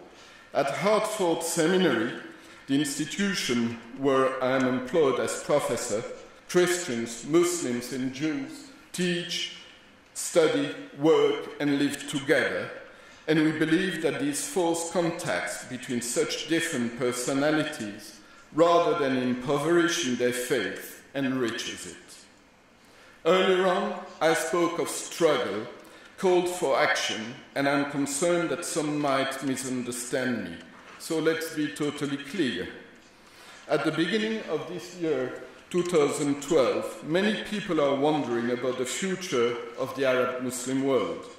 Some are even wondering what to make of this Islam, supposed essentially fundamentalist, where dictators are ousted by revolutions born from non-violent demonstrations. Sundry enlightened observers are already celebrating a new triumph of the West in the evaporation of jihad and Islamism, if not of Islam itself, in the bubbling of speech across the social media. But has jihad really disappeared, evaporated? And what if the truth were quite otherwise? Among the pledges to which the companions of the Prophet subscribed when giving allegiance to Muhammad, there was to speak or to take up the truth, قال أو قام بالحق, wherever we may be, and without fearing in respect of God the blame of anyone. قام bi, that is to say, at the same time to take up and stand up with, rise in favor of. Al-haq means in Arabic the right as much as the truth. To rise and stand up in favor of the right and the truth, that is exactly what hundreds of thousands of Egyptians, men and women, did over the 18 days that led to the fall of Hosni Mubarak in 2011. Now, according to various collections of hadith, the Prophet said, the noblest jihad is a speech of justice before a tyrannical power. أفضل الجهاد كلمة عدل عند سلطان جاهل. In contemporary formulation, speaking truth to power. Speaking the truth and calling for justice in the face of a dictator was precisely the fight that the insurgents in Tahrir Square and in the rest of Egypt were carrying on for over 2 weeks, while peacefully enduring attacks from the special force of the dinosaur regime that they were challenging. What they were doing was therefore also waging jihad in the truest and noblest sense of the word. Speaking the truth and calling for justice in the face of a dictator is moreover what is going on now in Syria. For all the believers loving freedom, is there really no obligation, and are there really no ways to develop a stronger interreligious support to such a noble jihad? A last remark to conclude. As minorities living in non-Muslim countries, we are sometimes accused of refusing to integrate. I alluded earlier to our difficulties with any proclamation of the death of God and human appropriations of the norm. I have moreover spoken of the religious obligation in which Muslims are to be involved in the society in which we live, and that society being non-Islamic does not abrogate such a duty, but the opposite. Let's indeed remember Joseph, the son of Jacob, as clearly stated in the Quran and explained by Ibn Taymiyyah and others, in a text which I have recently published. Joseph was not only named the head of the storehouses of the Pharaoh's land, but expressively expressly as asked to be so. اجعلني على خزائن الأرض, says the Quran. That is to say, Joseph spontaneously set himself to serve an unbelieving state, fully aware as he was, first, that the institutions of non-Islamic Egypt were not based on the tradition of the prophets and their justice, and secondly, that it would not be possible for him, the Muslim prophet, to implement all that he regarded as part of the religion of God. However, it is because he invested himself in this way in a non-Muslim society, contributing therein as much as he could to establish the rule of justice and beneficence, al-adl wal-ihsan, that he finally was able, thanks to his power, to help his family stranded in Palestine. This call to open oneself to non-Muslims and actively participate in the society, to define the real religious priorities in a given environment with flexibility, beyond an absolutist fixation with prescriptions that risk becoming major obstacles, is fully faithful to the Quranic and prophetic ideals in its good sense, intelligence and pragmatism. In all things, what is obligatory for a believer is indeed tadabbur, to ponder the situation, weigh the pros and cons, where there is an alternative, make the right choice, move forward little by little, at times keep silent rather than commanding or prohibiting, show leniency on certain matters. To act in this way, Ventani explains, is not to declare lawful what is prohibited, nor to forsake what is obligatory, but judiciously to take account of the preponderant interest, al-maslaha al-rajihah, and the necessity, ad-darura, of the moment, in good faith with Islam, the religion of the via media, umma wasata, the golden mean, which never imposes an impossible burden and which condemns all extremism. Thank you very much, and let me also thank the interpreters.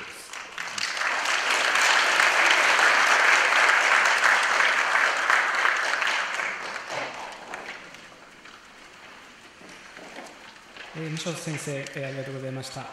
それではただいまから、パネルディスカッション用の、舞台設営に入りますので、少しだけお待ちください。すぐに、また4名の方に壇上に上がっていただいて、これから、これまでの話を、まとめるような議論ができればというふうに願っています。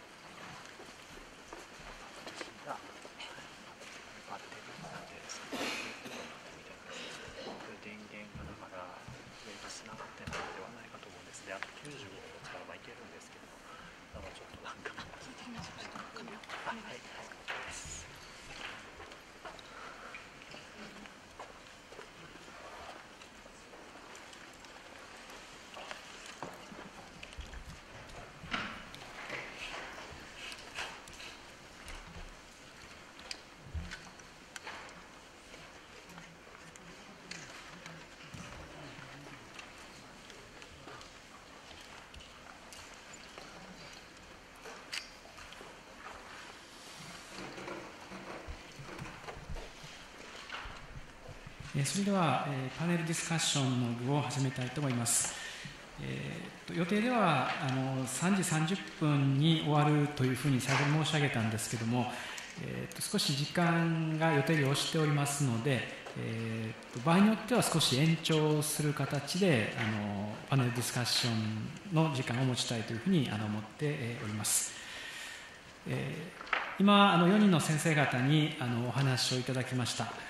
それぞれ非常に複雑な部分も含んでおりますので、これらをどのように整理したらいいかということをですね、皆さんも今悩みつつ考えておられると思うんですが、いくつかですねキーワードになるようなことを手がかりにしながら議論のですね整理をしてみたいと思っています。4人の先生方強調される点はですねそれぞれもちろん違っているとは思うんですけども、やはりなんていうか共通するポイントもたくさんあったのではないかと思います。ざっとちょっと振り返ってみたいと思うんですが、マゴネット先生は特に今日における共生ということの評価をめぐってお話をいただきました。つまり共生という考え方は一般的にはですねそれは素晴らしいもの、素晴らしい価値観として、言及されがちなんですが、しかしある特定の文脈では共生という考え方自体をですね非常に否定的に評価する、むしろきちんとですね分けること強制ではなくてですね区別をするということの方に、力点が置かれる場合もあるということで、やはり強制ということをめぐるですね多様な評価についての説明がございました。そして、メンデス・フロール先生は、の中で多くのことが語られたんですけども、ゲーテ、レッシングなどを引き合いに出しながら寛容という問題のですねやはり二面性といいますか多面性についてお話しいただいております。フランス語圏ではですね寛容という言葉は最初ですね、部別的な意味、軽蔑的な意味を持って語られていたということは非常に示唆的だったと思うんですね。つまり悪いこともですね許してしまうような非常にいい加減な態度として寛容というものがですね、当初は使われていたと。しかしそれが近代市民社会が形成されていく中で徐々に寛容というものの大切さとかそのポジティブな意味が評価されるようになってきたわけです。この寛容をめぐるですね、両義性といいますか2つの側面というのは、ただ現代においてもあると思うんですね。寛容ということを非常に強く訴える、例えばリベラルな立場の人たちとそういうことを言い過ぎることによって大事なものが失われてるんじゃないかということでですね、むしろ寛容に対して批判的な人たち、これはどの社会に対してもいると思います。これも私たちが考えなければならない一つのポイントです。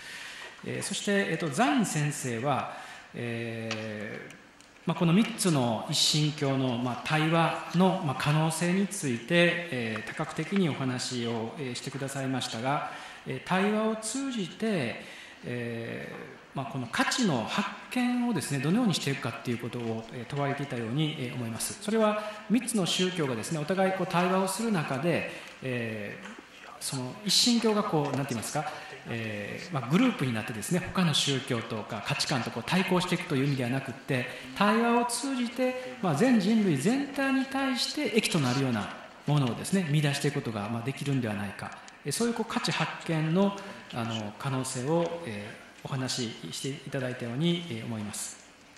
で、最後ミショット先生はですね、やはり正義の問題についてお話をいただきました。正義が法であり法が正義であるということも言及されていましたが、何が一体正義なのか、やっぱり時代によって様々あると思うんですね。で、現代の例として、ミショット先生がお話しされていたのは例えば、気候変動の問題、これまさに京都議定書に関わるようなことですけども、気候変動のような大きなですねこの宗教の違いとか価値観の違いにかかわらず人類が直面しているような問題に対して一体宗教は何ができるのかということであるとか、それから貧困の問題とかですね、あるいはこの宗教的多様性とかさまざまなテーマがあるということをお話をされました。そして、私たちが特にこの1年間ですね中東の民主化運動の中で聞いた言葉の一つに、例えばイスラム主義者であるとかあるいはジハードという言葉、これについても触れられていましたけれども、ジハードというものをですね、やはりよく理解するならば、それはまさに、最も高貴なジハードは、独裁者の前で正義を話すことだというふうに、ミショット先生が語られていましたように、まさにその現代のですね、エジプトやシリアにおける若者が、ジハードをですね、実行していると。そのような形で理解することができる、まさに正義の実現をどのようにするかということはですね、今刻々と我々にも問われているということです。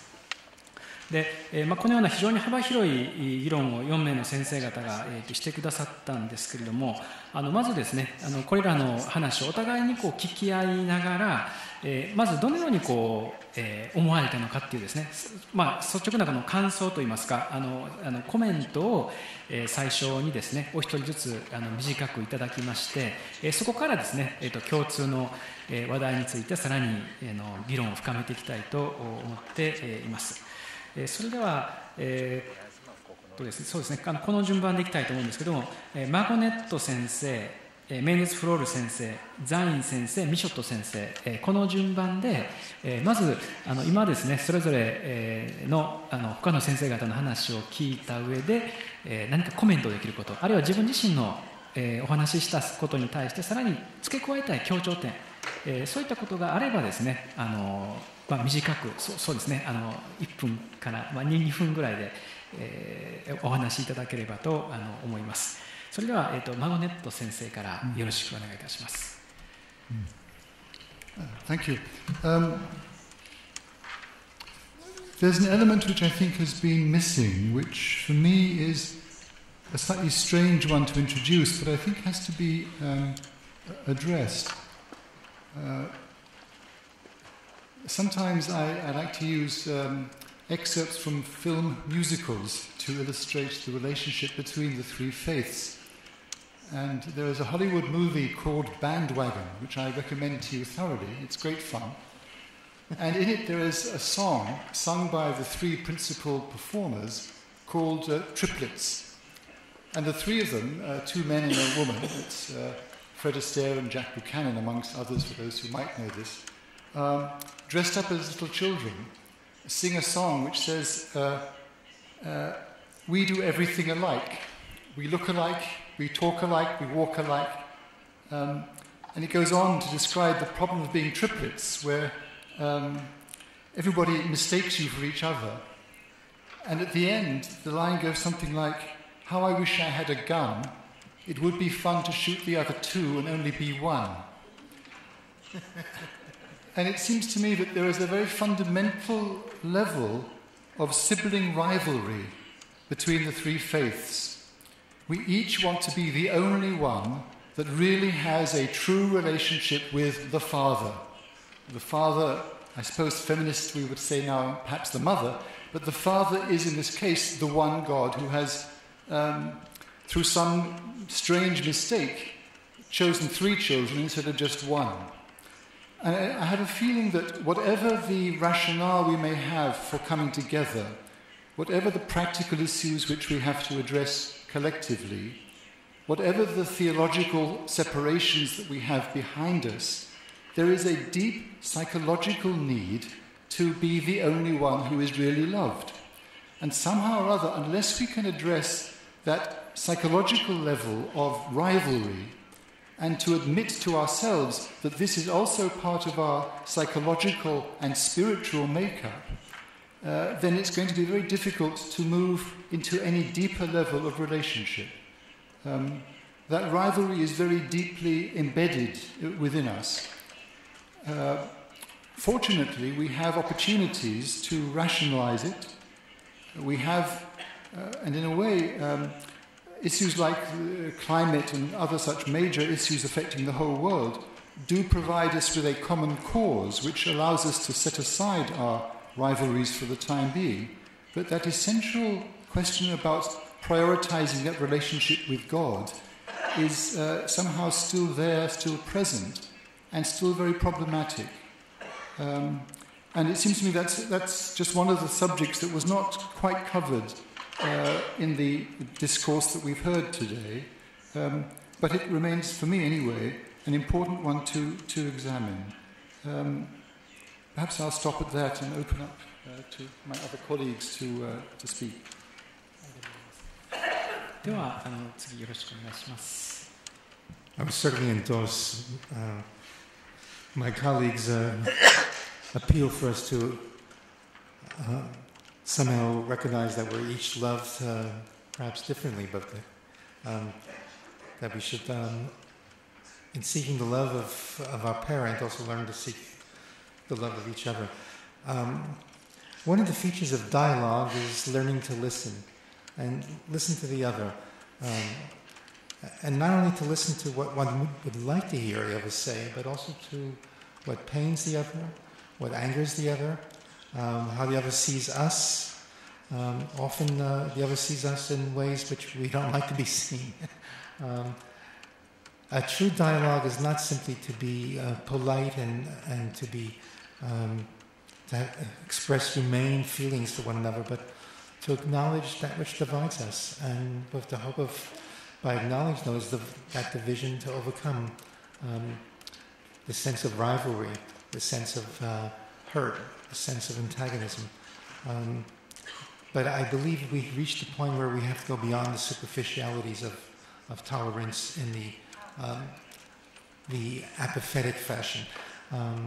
The true tolerance is to learn to indeed love one another, and that's difficult. It's difficult to learn to love another human being who's close to you, but it's also, of course, much more difficult to love a person who's beyond you, who doesn't share your culture, doesn't share your understanding of the world. And there are those differences, that we do live in various universes that are different. And that's the challenge, I think, of dialogue and tolerance.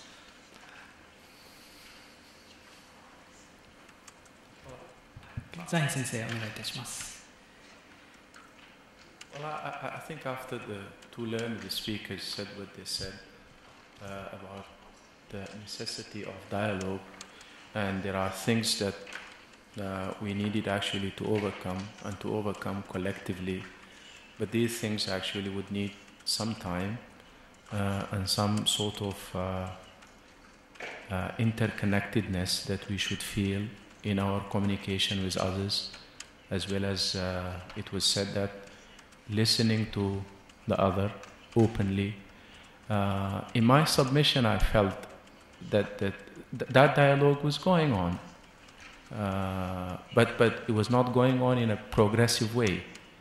I mean, in certain times we achieved more understanding of each other, and at certain times we deteriorate. But I'm very optimistic. I feel that we are making two steps forward, or 3 steps forward perhaps, and 1 step backward. And that's the nature of being human. And that's why I felt we've got to keep aside our theological differences. What is needed now is we all should venture into this experiment of discovering values. I mean, when I see something good in his realization of a specific value, which is value to me and value to him, that would teach me a very important lesson. And this way of interaction, I guess, would help the whole humanity. Meaning, when I see a value realized in an act of a Jew or a Christian, that value is going to teach me something about myself. And the realization of values and the way they are implemented in our concrete human acts are going to make this world a better world. And obviously, I argued in my work, I argued in my paper, that what is needed actually a careful systematization of values within the 3 Abrahamic religions. Now, we share this value, the love of God, the value of justice, the value of being obedient to the law, the respect of law. But how these values actually been realized in concrete human situation? Muslims are going to learn from the Jewish experience in this regard, and they did learn throughout the history. And I'm pretty sure in a learned work of Moses bin Maimun that I refer to, there was a kind of exchange of ideas and learning that reflected in that text, the guide for the perplexed. And it's equally important, I looked into this document that I told you about of Martin Luther, when he commissioned the translation of the Quran and insisted to write an introduction to it. And the way he discovered the values of being a Christian at that time actually was very informative. And finally, I looked into the work of a Muslim who was educated in the West, a Palestinian Muslim by the name of Al-Faruqi, who felt that this is very important for Muslims, that their understanding of the Sharia should be based on the systematization of values, in such a way that systematization of values should not disregard other religious sensibilities. And they're very close to us, the Christians and the Jews. But also, this trialogue between among the three Abrahamic religions is not meant against others. It shouldn't be seen this, that we monotheistics are going to get together and gang against others. No. This is meant for the betterment of the whole humanity. Thank you.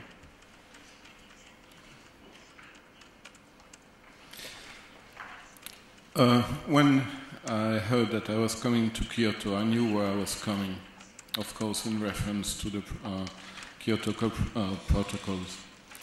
And that's one of the reasons why I spoke of climate change. I think that when the Titanic is sinking, Jews, Christians and Muslims can dispute with each other about the music they are going to play, but it's not the first priority they should have, because the boat is sinking. And I think that's the situation where we are. So it's not a question of rivalry or to be the chosen one or to be the best anymore. It's not about tolerating each other or living together. It's trying to survive together and not to die together. That's the stage where we are, and it is serious. And in the Quran, we have this fantastic narrative where God is going to create Adam, and the angels tells him, please don't do it. He's going to spread corruption on the earth. He's going to mess it all. In fact, at the moment it seems that it is the angel who were right and not God.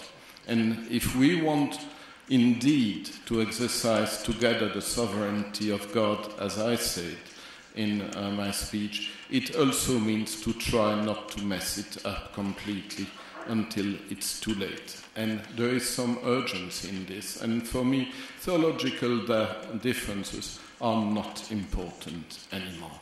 Our children do not care about theological differences.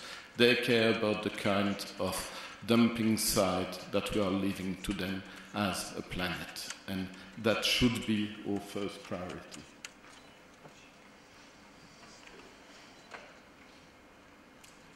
ありがとうございました。それぞれの立場から、今コメントをいただいたんですけれども、最初にマグネット先生は一神教の、ライバル関係ということに、言及してくださいましたし、これ歴史的には当然あったと思うんですね。そして、最後に、ミチョット先生はもちろんそういうこともあるけれども、むしろ沈没する船にですね乗っている我々はもう喧嘩している場合じゃなくてですね、きちんと対話をし、どう生き残るべきかということを、考えるべきだという、ご発言がありました。私たちは両方の現実を、これから見据えていかないといけないんですけれども、この3つの一神教のですね対話といったときに、ユダヤ教とキリスト教とイスラームがそれぞれ対等の立場でニュートラルに対話をする場っていうのはですね、むしろ非常に少ないんじゃないかなと思うんですね。具体的に言うと、それぞれの国においてマジョリティ、あるいはそのより力を持った宗教があり、そうではないものとはですね、対等ではない形で対話をせざるを得ないような状況というものがあると思います。もうちょっとだけ具体的に言いますと、例えばアメリカではですね、キリスト教がマジョリティで、その中でマイノリティとしてのイスラームがどう生きるべきか、どう社会の中にですね位置づけられるべきかということが今問われています。ヨーロッパにおいてももちろんキリスト教の影響力は強いですが、キリスト教というよりかむしろ世俗主義がですねヨーロッパの新しい宗教になっている部分がありますので、そういった世俗主義あるいはその、ポストキリスト教の時代の中のヨーロッパの中でですね、ユダヤ教あるいはイスラムが対話を、求められているわけです。あるいは、イスラエルの場合ですともちろんいろいろな変化はあるにしても、一応公式にはですねユダヤ教の国家ということになっておりますので、ユダヤ教がマジョリティの中でじゃあイスラムをですねどう位置づけるのかということが、少数者としてのイスラムをですねどう位置づけるのかということで、これもやはり問題になっているわけです。でマレーシアの場合はですね、イスラムが国教ですから、その国教としてのイスラムにかなり特権的な位置が与えられる下で、少数派としてのやはりキリスト教や他の宗教があります。ですから対話というものがですね、今この先生方が今来られている国の例をとってみても必ずしもですねその対等な立場でなされていない、つまりより支配的な宗教があり、そうではない、マイノリティとしての立場とですね対話するっていうことの難しさが一つはあるように思うんですね。これは今外国の例を取り上げましたが、日本のですね近代史を振り返ってみてもかなり似たようなことがあります。伝統宗教である仏教、日本明治政府はですね神道を中心にした近代国家政策を掲げましたが、やはり外国宗教とはいえ長いですね歴史を持っていた仏教はやはりその神道とですね比較的対等な立場で、これは位置づけることができたわけです。しかし新参者のキリスト教はですね、形の上で、その信教の自由が許された後もやはりなかなかですね、その対等な立場では、議論ができない、むしろ批判のですね矢面に立たされる場合がやっぱ多かったわけです。ですから、私たちにとってですね一つの課題は、同じ力を持った者同士が対話したときにはですね比較的調和ある、また均衡のあるですね議論ができるとは思うんですけども、そうではなくてですね非対称的な位置にある2者あるいは3者が対話をするときのやっぱり難しさっていうものがあると思います。でそのあたりをですね、先生方にお聞きしたいんですけども、キリスト教がマジョリティでムスリムがマイノリティである、あるいはムスリムがマジョリティでキリスト教がマイノリティである、ユダヤ教がマイノリティである、そういったですねいろんなシチュエーションの中で、その本当に対話を進め寛容を、養っていく上で、この宗教的マジョリティとマイノリティとのですね、あるべき関係といいますか、そういったものに関して、先生方のですねご意見があればお聞かせいただきたいと思います。というのはこれはですね、本当に近い将来日本においても起こる問題だと思うんですね。現代の日本においては外国人労働者の多くは、中国および韓国からなんですけども、その他にですね、マレーシア、フィリピン、インドネシア、あるいはブラジルなどをですね、イスラムやカトリックなど一神教を背景として、持っている方々がですねたくさん日本社会に来られています。でそういう方々と本当にその共存していくためにですね、私たちは多くのことをこれから学んでいかないといけないんですけれども、そのマジョリティの中で宗教的少数者がですね、をこう考えていく上でですね何かこう気をつけなければならない点といいますか、そういうものをそれぞれのご経験の中であればヒントとして教えていただければというふうに思います。それでは先ほどと同じ順番で、マゴネット先生の方からよろしくお願いいたします。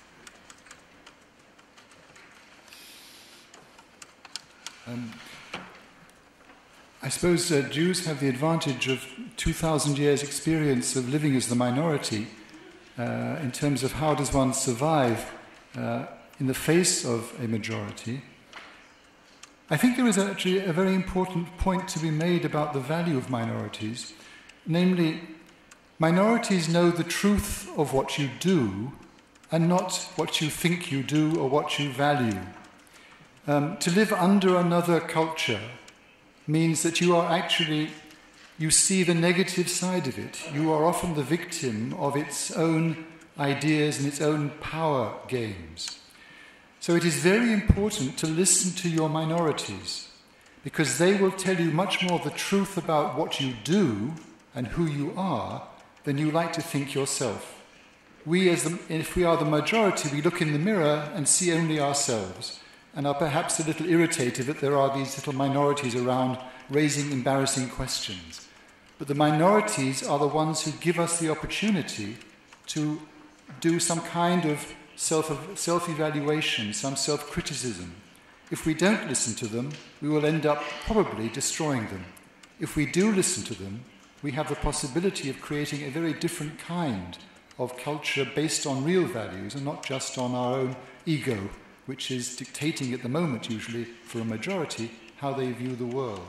So I think don't treat minorities as a problem, treat them as an opportunity to learn about yourselves. And I think that might be the best answer I can give to that particular issue. Thank you. I can only endorse and applaud my predecessor's comments. As a citizen of the State of Israel, I must admit that we often forget the lesson of 2,000 years of being a minority, we Jews. And that only reminds us that that power can corrupt. And that's why we have in our respective traditions prophets to tell us that power does corrupt, and that we should be ever alert to the poor, the disinherited, the outcasts, and indeed the minorities or the strangers that live in our midst, as it says in the Bible. For we were strangers in the land of Egypt, and we should remember what it means to be a stranger or a minority, and that we should love the stranger as we would like ourselves to have been loved when we were in a minority situation. So I simply wish to endorse a very powerful insight of my predecessor. I would say the same thing. I think it was a word of wisdom which was seized in a very philosophical and valuational moment, what he said. And I just would like to add to this, that the Quranic narrative about prophets throughout the history of humanity, they were always in the minority. And because of them, the history of humanity was developed, and developed for the betterment of the whole humanity.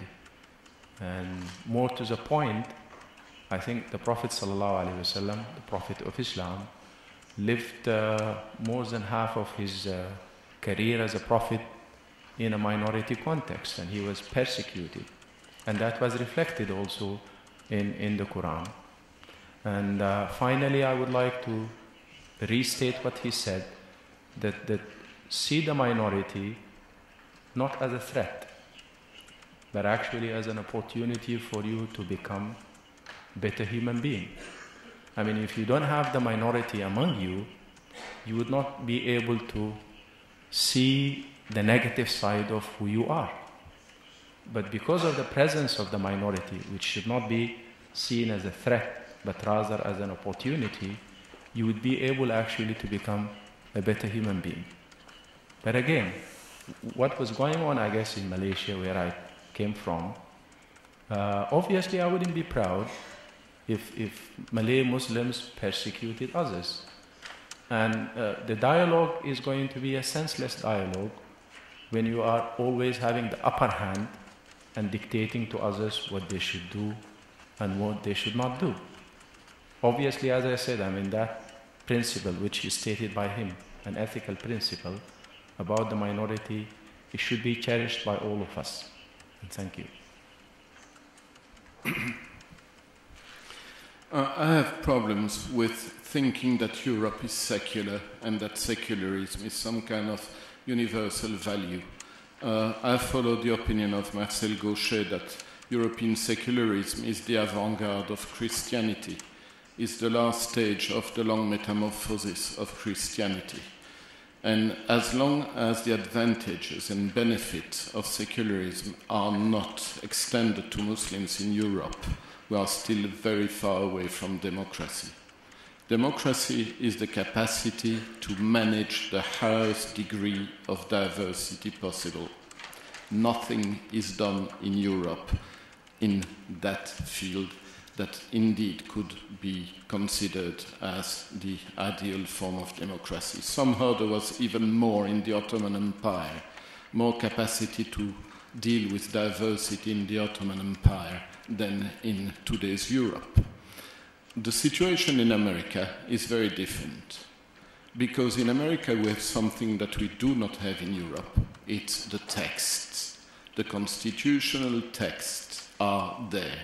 The job done by the founding fathers is excellent. We have nothing similar to those texts. Sometimes the constitutional texts are not obeyed, respected by some of the American authorities, but the following administration will correct it. The texts are there. So in Japan, if you have problems with diversity, make sure that your constitutional texts are revised properly, because there will be the protection for every living being in this country. In Europe, they have a double game. They have a double language. Officially, it's secular, but the church is established in England. In Greece, Orthodoxy is the official religion, and if you go through all those different countries, you will see that we are very far from, indeed, a proper capacity of managing diversity.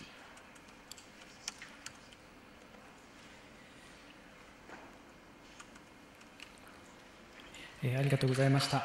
予定の時間15分過ぎましたので、ここでですね一旦締めたいと思います。後ほどちょっと私の方からまたアナウンスがありますけれども、一旦これでパネルディスカッションを終えたいと思いますので、ご講演に引き続き今貴重なですねコメントをいただきました4人の先生方に改めて感謝の復唱したいと思います。ありがとうございました。